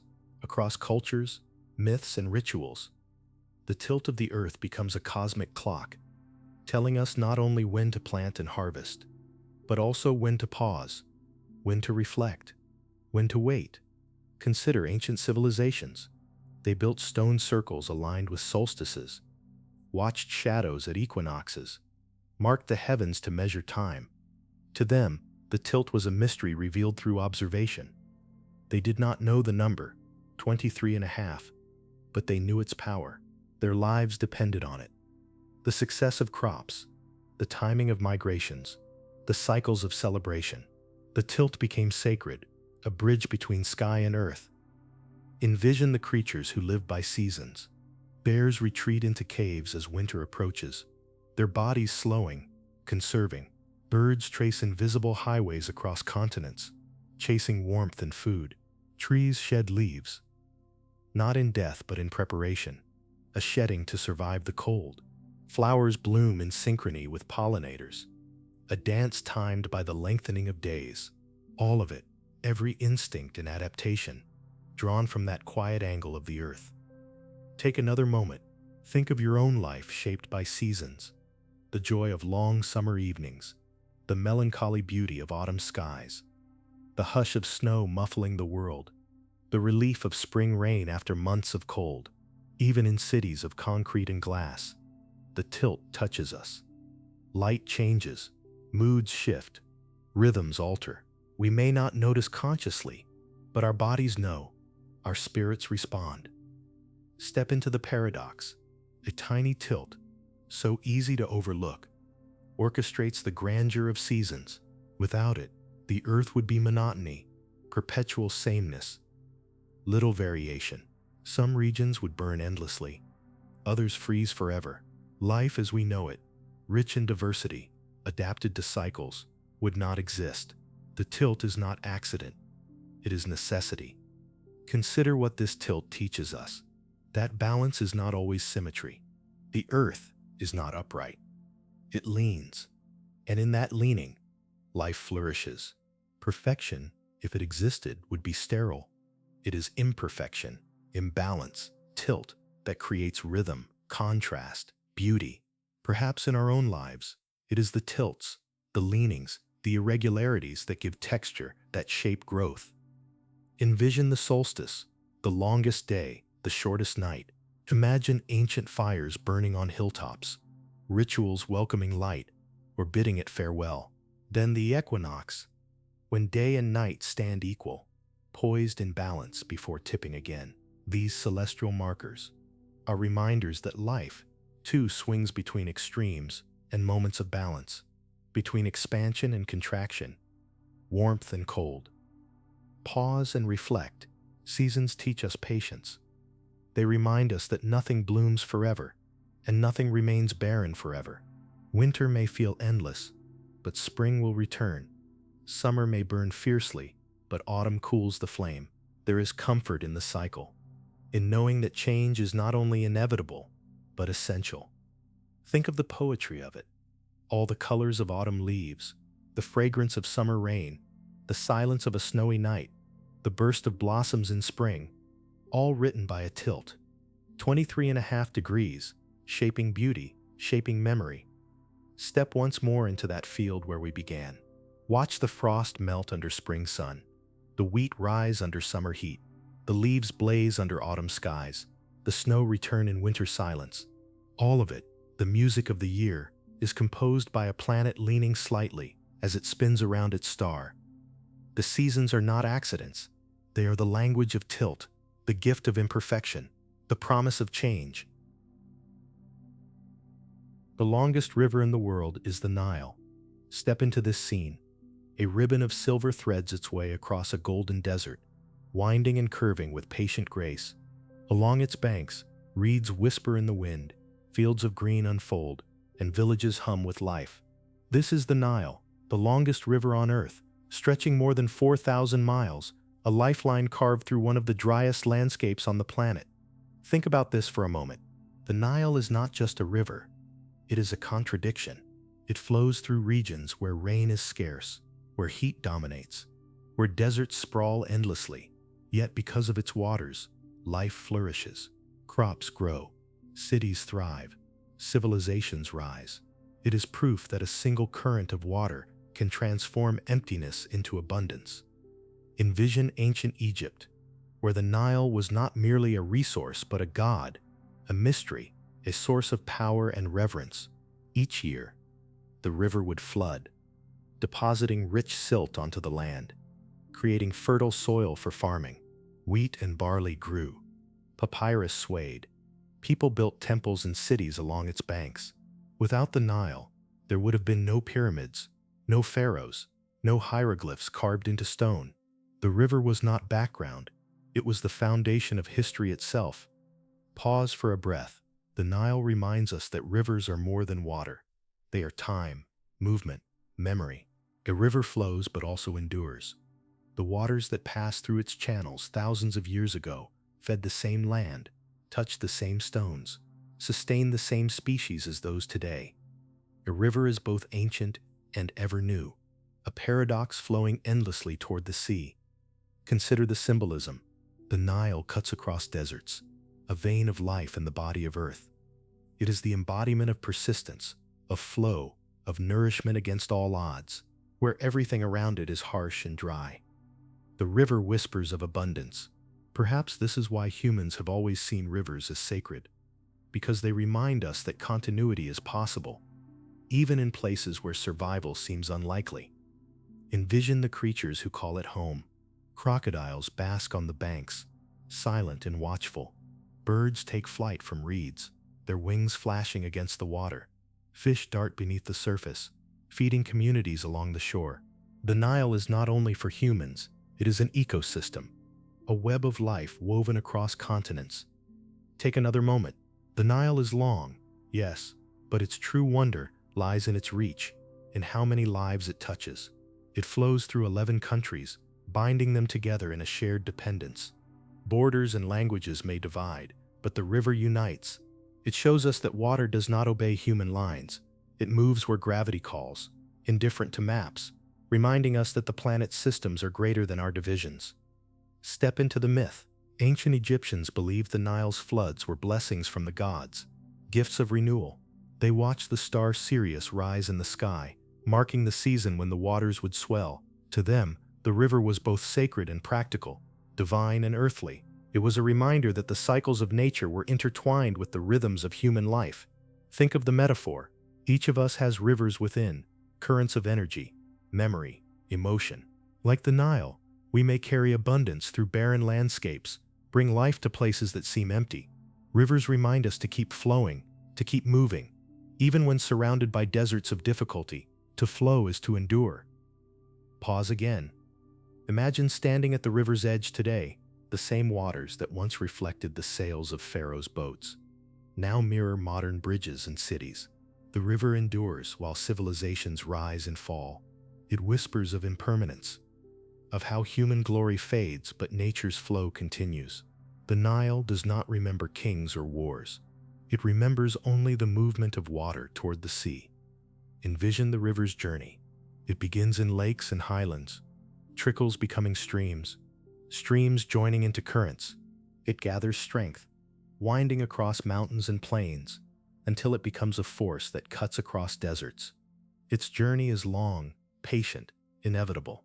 Like life itself, a river starts small, grows, meanders, faces obstacles, but never ceases its movement forward.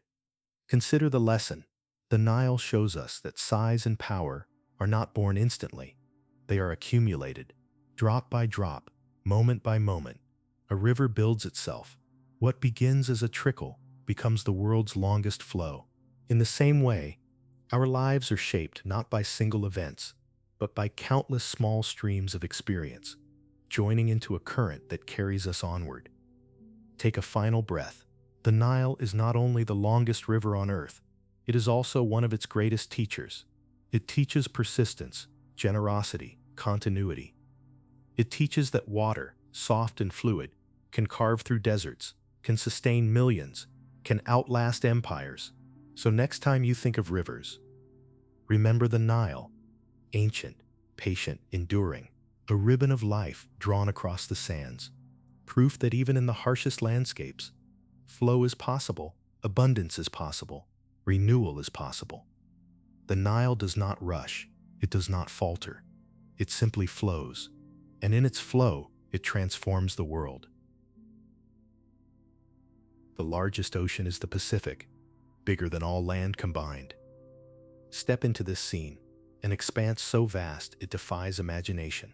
Waves rise and fall beneath a boundless sky, stretching farther than the eye, farther than thought. This is the Pacific, the largest ocean on Earth, so immense that it covers more area than all the continents combined. To stand at its edge is to glimpse infinity, to feel the weight of scale beyond comprehension. Think about this for a moment. The Pacific spans more than 60 million square miles, nearly half of Earth's surface. Its waters touch the coasts of Asia, Australia, the Americas. It is both divider and bridge, a sea that separates continents and yet unites them in trade, migration, and story. Its enormity shapes weather, drives currents, and holds mysteries, still hidden in its depths. Envision the waves as they move, carrying energy across thousands of miles. A storm born near Japan can send ripples that wash ashore in California weeks later. The Pacific is not a still body but a living force, restless, powerful, breathing in tides and exhaling in winds. Its size makes it not just ocean, but engine, shaping the planet's climate, stirring warmth and coolness in delicate rhythms. Pause for a breath. Within its depths, life thrives in staggering variety. Coral reefs burst with color, islands of abundance in a watery desert. Whales migrate across its vastness, following ancient routes. Schools of fish shimmer like liquid silver, while strange creatures of the deep drift in darkness, bioluminescence glowing like stars. The Pacific is not just big, it is alive, its immensity filled with countless voices. Consider the history. Humans have crossed its waters for millennia. Polynesians navigated by stars, reading swells and bird flight, charting invisible maps across unimaginable distances. Spanish galleons sailed its breadth, carrying silver and spices. Today, ships and planes traverse its span daily, shrinking its enormity in hours. Yet, despite modern speed, the Pacific's vastness humbles us still. It remains a reminder that the Earth is larger than our measures, greater than our dominion. Envision the islands that rise from its waters. Some are volcanic, fire born from the ocean floor, their peaks ringed by palm trees and lagoons. Others are coral atolls, fragile rings barely above the waves. For those who live there, the Pacific is not distance, it is home, identity, sustenance. Their lives are tied to its moods, its gifts, its dangers. The ocean is not an obstacle, but a relative, a presence as constant as the sky. Take another moment. The Pacific's enormity is not just physical but symbolic. It is a metaphor for vastness itself, for mystery, for what lies beyond the horizon. It reminds us of how small we are, how brief, and yet, within its waters we are connected, for all rivers eventually flow into it, and all clouds draw from its surface. The Pacific is the heart of the planet's cycle, pulsing with storms and rains, shaping seasons on every continent. Step into the paradox. The Pacific is both giver and taker. It nourishes, feeds, carries, but it also swallows ships, spawns typhoons, hides trenches deeper than Everest is tall. Its scale holds beauty and terror alike. To love the Pacific is to accept both, the calm of turquoise shallows and the fury of black storms. Consider the Mariana Trench. Within this ocean, the deepest place on Earth, nearly 7 miles down, it is a realm of crushing pressure and eternal night. Few creatures live there. Yet even in this abyss, life exists. Fragile, luminous, improbable. The Pacific holds both the highest and the lowest, from sunlit coral gardens to the world's darkest depths. Pause and reflect. Bigger than all land combined. The phrase is staggering. Imagine every mountain, every forest, every desert, every city gathered together. The Pacific would still be larger. It is scale beyond proportion, reminding us that water, not land, is Earth's dominant face. We call it our blue planet for this reason. From space, Earth glows with the Pacific's immensity. Think of the stories born from this ocean. Myths of sea gods and monsters, of islands lost and found, of voyages daring and doomed.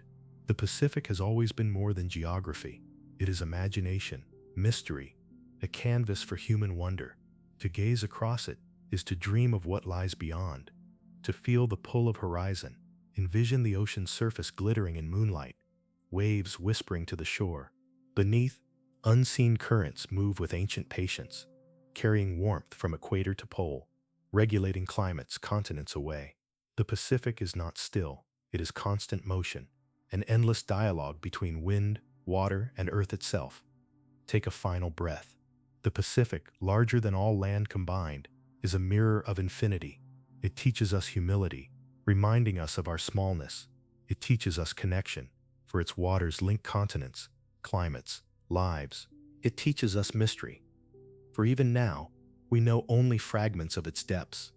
The Pacific is not just an ocean, it is the great expanse, the planet's vast heart, the ultimate reminder that Earth is more water than stone, more flow than stillness. And perhaps that is the truest lesson: to endure, to connect, to move with rhythm as the Pacific does, endlessly, ceaselessly, with power and grace. Lightning strikes the planet 8 million times a day. Step into this scene. The sky darkens. Clouds tower like mountains above, heavy with unseen charge. Suddenly, the heavens split open. A jagged line of light tears across the sky, followed by a thunderclap rolling through the air like a drumbeat from the gods. This is lightning, raw and brilliant, and it happens, not occasionally, not rarely, but 8 million times a day across our planet. Think about this for a moment. 8 million strikes, every 24 hours. Each bolt hotter than the surface of the sun, brighter than any lamp, faster than the blink of an eye. We think of lightning as rare, as dramatic in eruption, but in truth it is constant, a ceaseless pulse of the atmosphere, a heartbeat of storms. Somewhere, at every moment, the sky is cracking open. Envision the world map, lit by these flashes, over tropical forests, where moisture rises in abundance.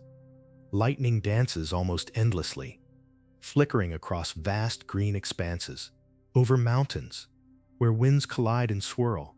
Storms brew daily, each birthing bolts of power. Even oceans, wide and calm in appearance, hide tempests where lightning strikes water, illuminating waves for miles. The planet is never without its sparks. Pause for a breath. Lightning is not only spectacle, it is necessity. Each strike helps balance Earth's electrical field, releasing the tension between sky and ground. It also forges nitrogen into forms plants can use, fertilizing the soil, feeding forests, sustaining crops. The fire in the sky becomes food for the ground. What seems violent is in truth life-giving. Consider the symbolism. Lightning has always been a messenger of awe, a sign of divine power. Zeus with his thunderbolts, Thor with his hammer. Gods across cultures wielded lightning as weapon and symbol.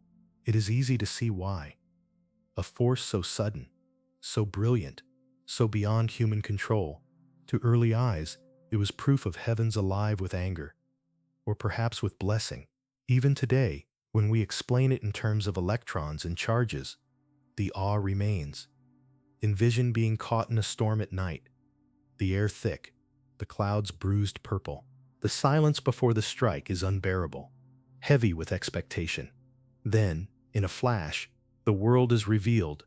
Trees, hills, rivers illuminated as though in a single photograph, gone before you breathe. Lightning is a reminder of impermanence, of beauty that appears and vanishes before you can grasp it. Take another moment, 8 million times a day.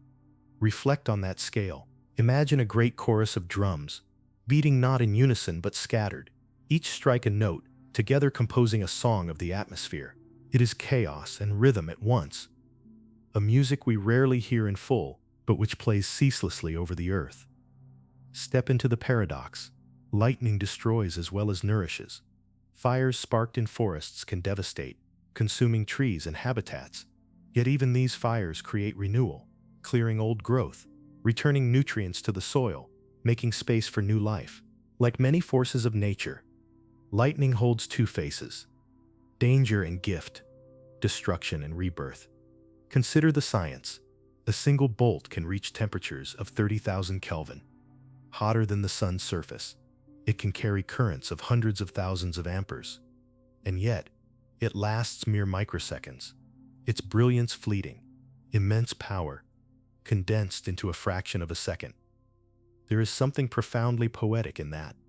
The greatest energies, often the briefest in time. Envision lightning from space. Astronauts aboard the International Space Station look down upon storms and see the Earth flickering, sparks leaping across continents, as though the planet itself were alive, firing neurons of light. From above, storms resemble glowing webs, pulses of energy woven into the fabric of atmosphere. To see Earth this way is to see it not as static, but as electric, vibrant, alive. Pause again. Imagine the first humans watching lightning strike a tree, setting it aflame. They approached with fear and curiosity, finding warmth, light, perhaps even the first inspiration for harnessing fire. In this sense, lightning may not only feed the soil, it may have sparked civilization itself, a gift wrapped in danger, offered from sky to ground. Take a breath. 8 million strikes a day, so constant, yet so often unseen. We notice only those near us, those that shake our windows or flash against our skies. But storms rage far away, over forests, mountains, seas. The planet is never still. Lightning ensures it is always alive, always sparking, always renewing. Think of the metaphor. In our own lives, lightning moments come, sudden flashes of clarity, of inspiration, of change. They are rare in perception, but constant in reality, striking again and again if only we notice. Each strike may frighten or surprise, but it also illuminates, showing us truths we cannot see in calm daylight. Envision a storm passing. The rain eases. The thunder grows faint. The last flashes fade into distance. Silence returns, but it is different than before. Cleansed, refreshed, alive with the memory of lightning. The earth breathes easier, and we too carry the imprint of those sudden illuminations, reminders that light can come in a flash, unexpected, transformative. Take a final pause. 8 million times a day, the sky touches Earth with fire. It is easy to forget, easy to think of lightning as rare spectacle, but in truth, it is the planet's constant reminder of power, balance, transformation. The next time you see a storm, remember, you are watching the Earth's electricity speak, and even when you cannot see it, somewhere, right now, the sky is tearing open with light. Lightning is the planet's spark, its sudden truth, its endless reminder that even in darkness, brilliance strikes. Earth supports over 8.7 million known species. Step into this scene, a rainforest at dawn, mist curling between the trees, sunlight breaking in shafts of gold. The air trembles with sound, chirping insects, howling monkeys, the whisper of wings. Every leaf hides a secret. Every branch carries a story. This is life in its abundance, and Earth holds not just thousands, not just millions, but over 8.7 million known species. And still, there are countless more unseen, unnamed, undiscovered. Think about this for a moment. 8.7 million creatures of fur and feather, of scale and shell, of root and leaf, microscopic beings drifting in water, giants like whales rising from the depths, each unique, each part of the same living fabric. We live not alone, not even as a dominant species, but as one voice in an unimaginable chorus. Envision the diversity. In the oceans, bioluminescent jellyfish glow like stars, while corals build entire cities beneath the waves. On land, tigers move with silent grace, while ants weave invisible empires underfoot. In the sky, millions of birds migrate with the seasons, tracing patterns written into instinct. From deserts to tundra, from swamps to mountains, life finds a way to endure, to adapt, to thrive. Pause for a breath. The number is staggering, but it is not just about quantity. Each species, each organism, no matter how small, plays a role. Pollinators carry life from flower to flower. Predators balance populations. Decomposers return death into soil. Together they form an interwoven system. Fragile, intricate, complete. Remove one thread and the fabric weakens. Remove too many and the weave begins to fall apart. Consider the symbolism. To know that 8.7 million species live alongside us is to realize that Earth is not ours. It is shared. Every forest is not only trees, but birds and insects and fungi. Every ocean wave is not only water, but fish and plankton and unseen multitudes. To walk on Earth is to walk through a crowd so vast we cannot count it, though most remain silent to our senses. Envision the undiscovered. Scientists believe millions more species exist, hidden in jungles, in caves, in the depths of the sea, creatures yet unnamed, plants yet studied, microbes that may hold cures or secrets beyond imagining.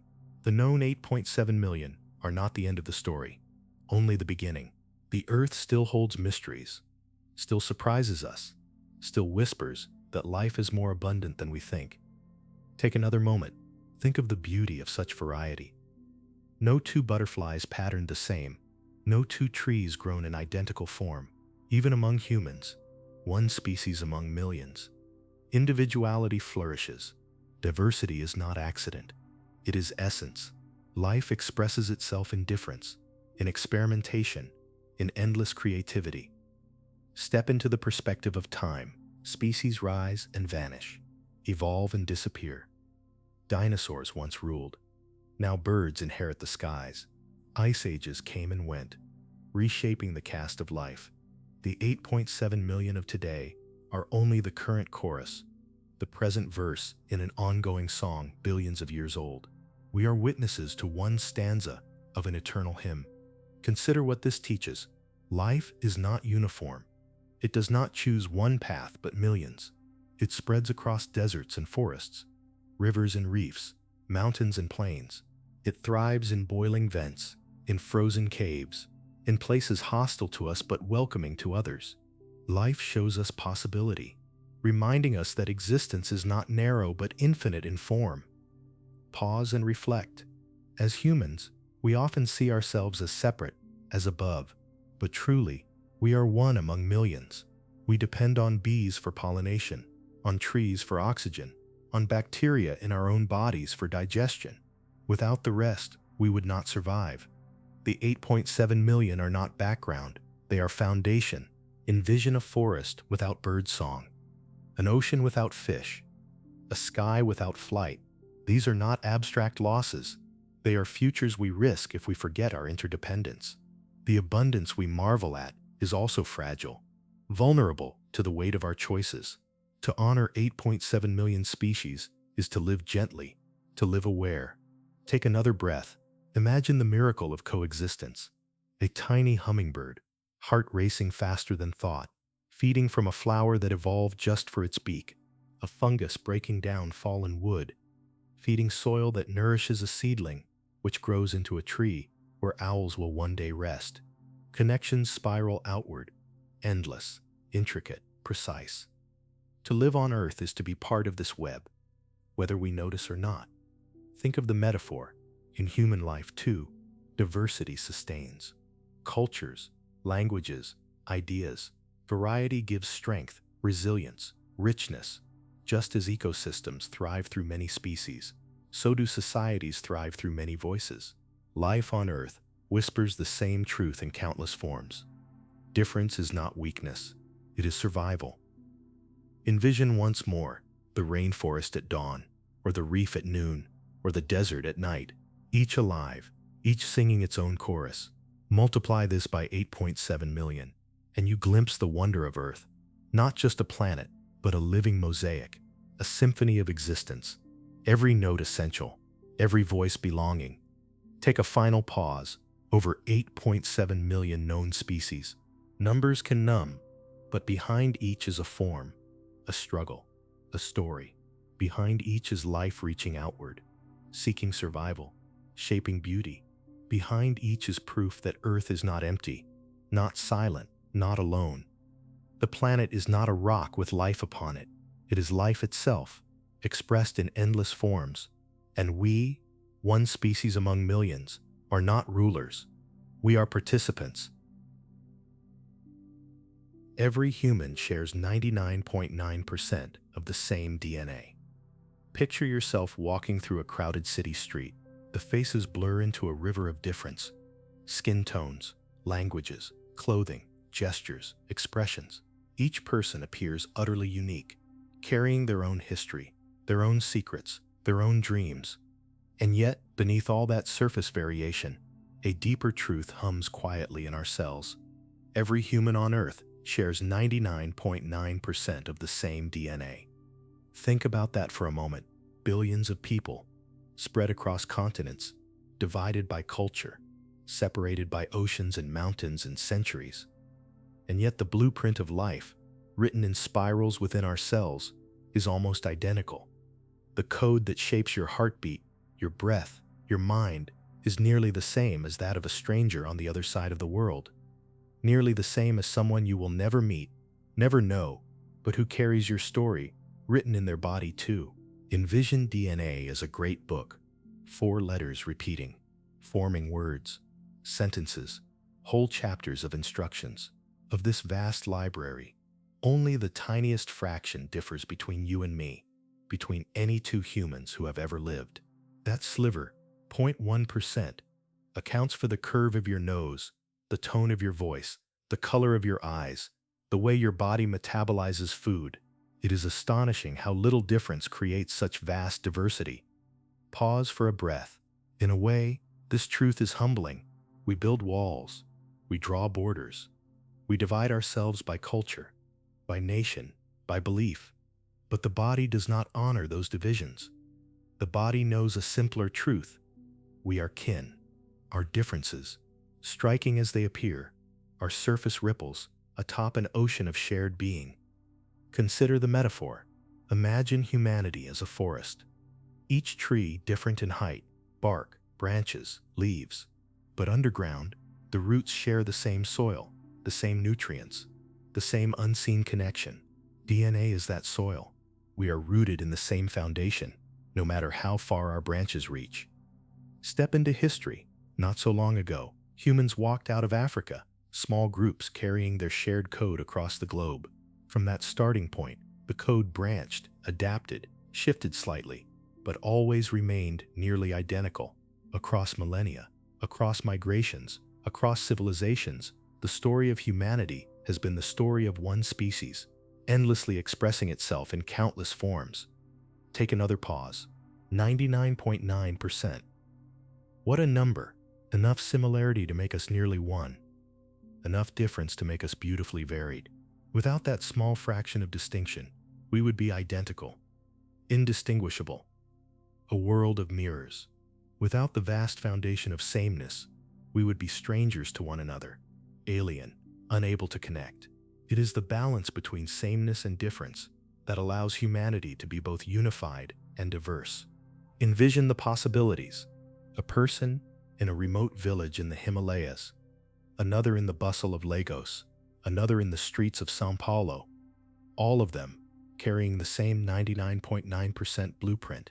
That truth ties us closer than language, closer than geography, closer than politics ever could.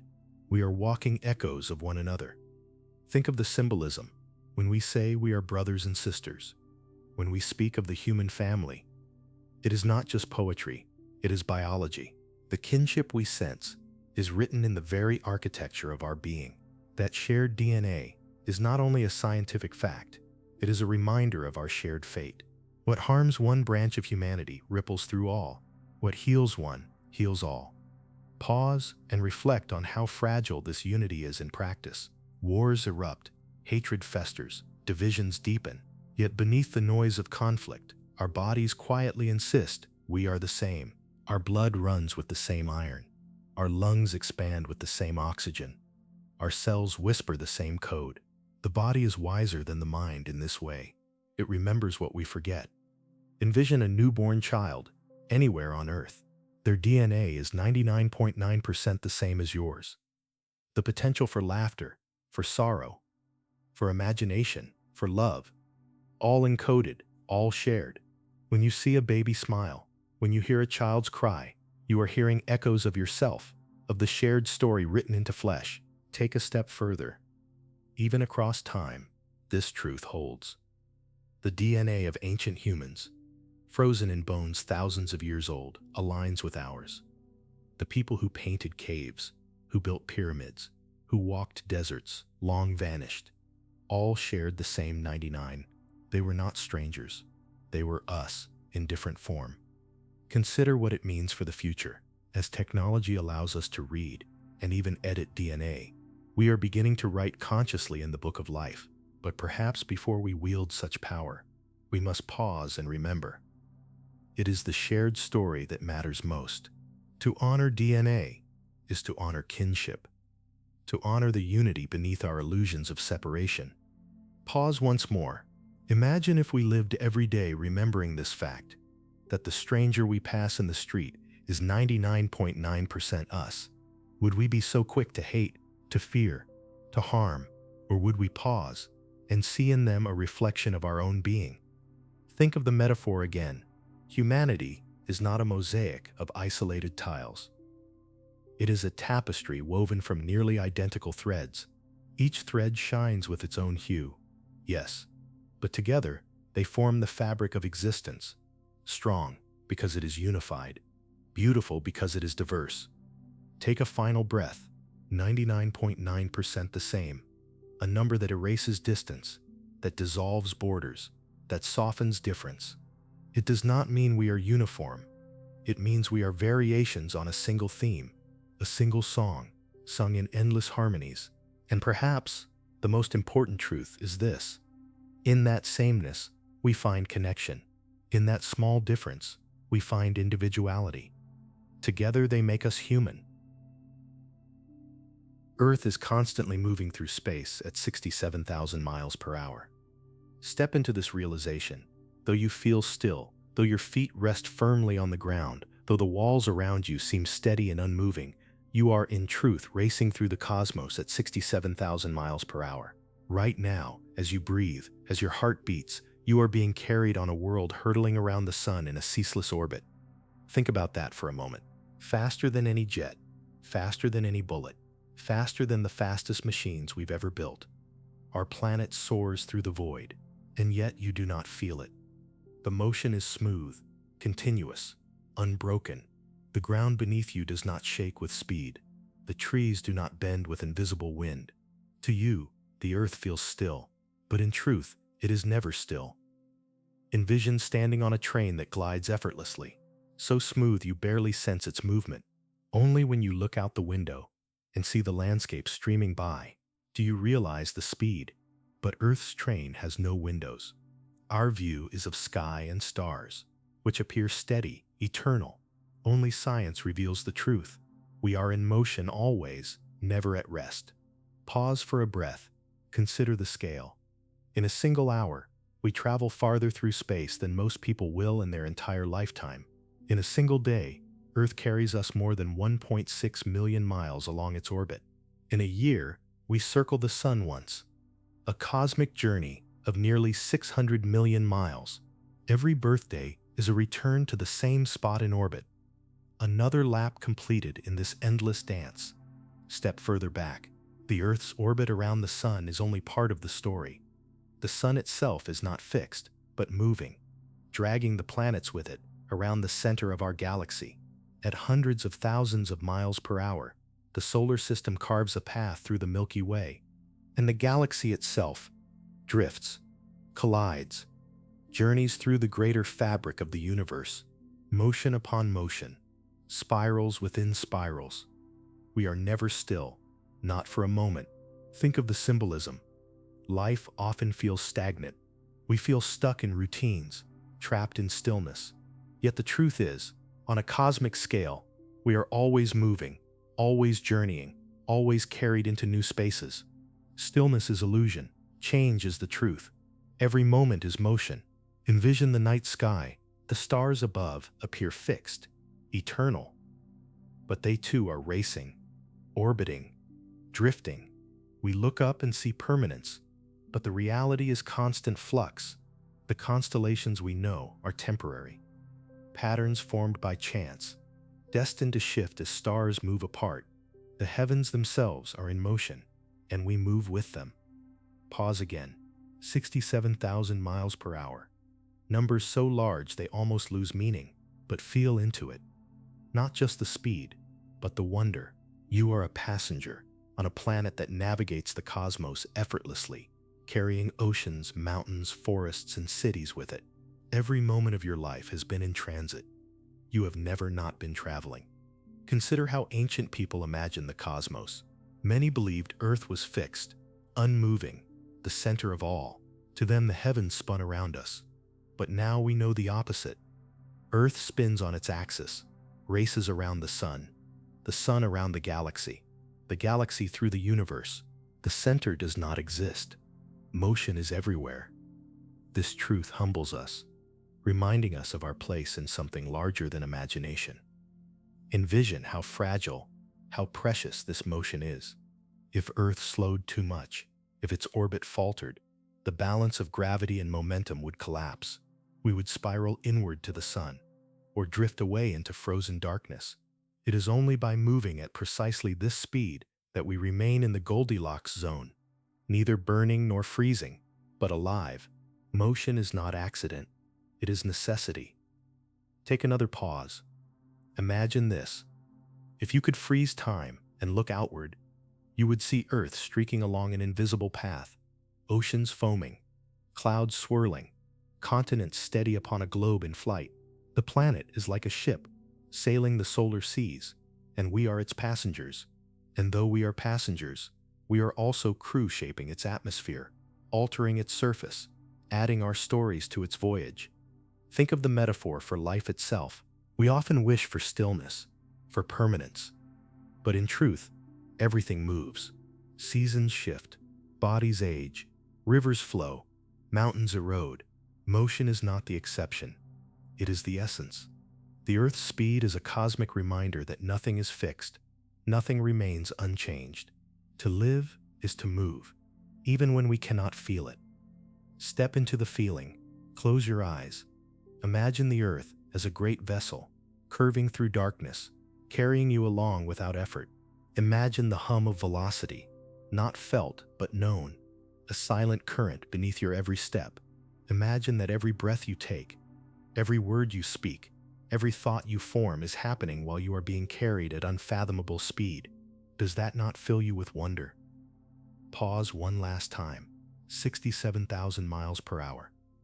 Always moving, always traveling, always circling the fire of our star.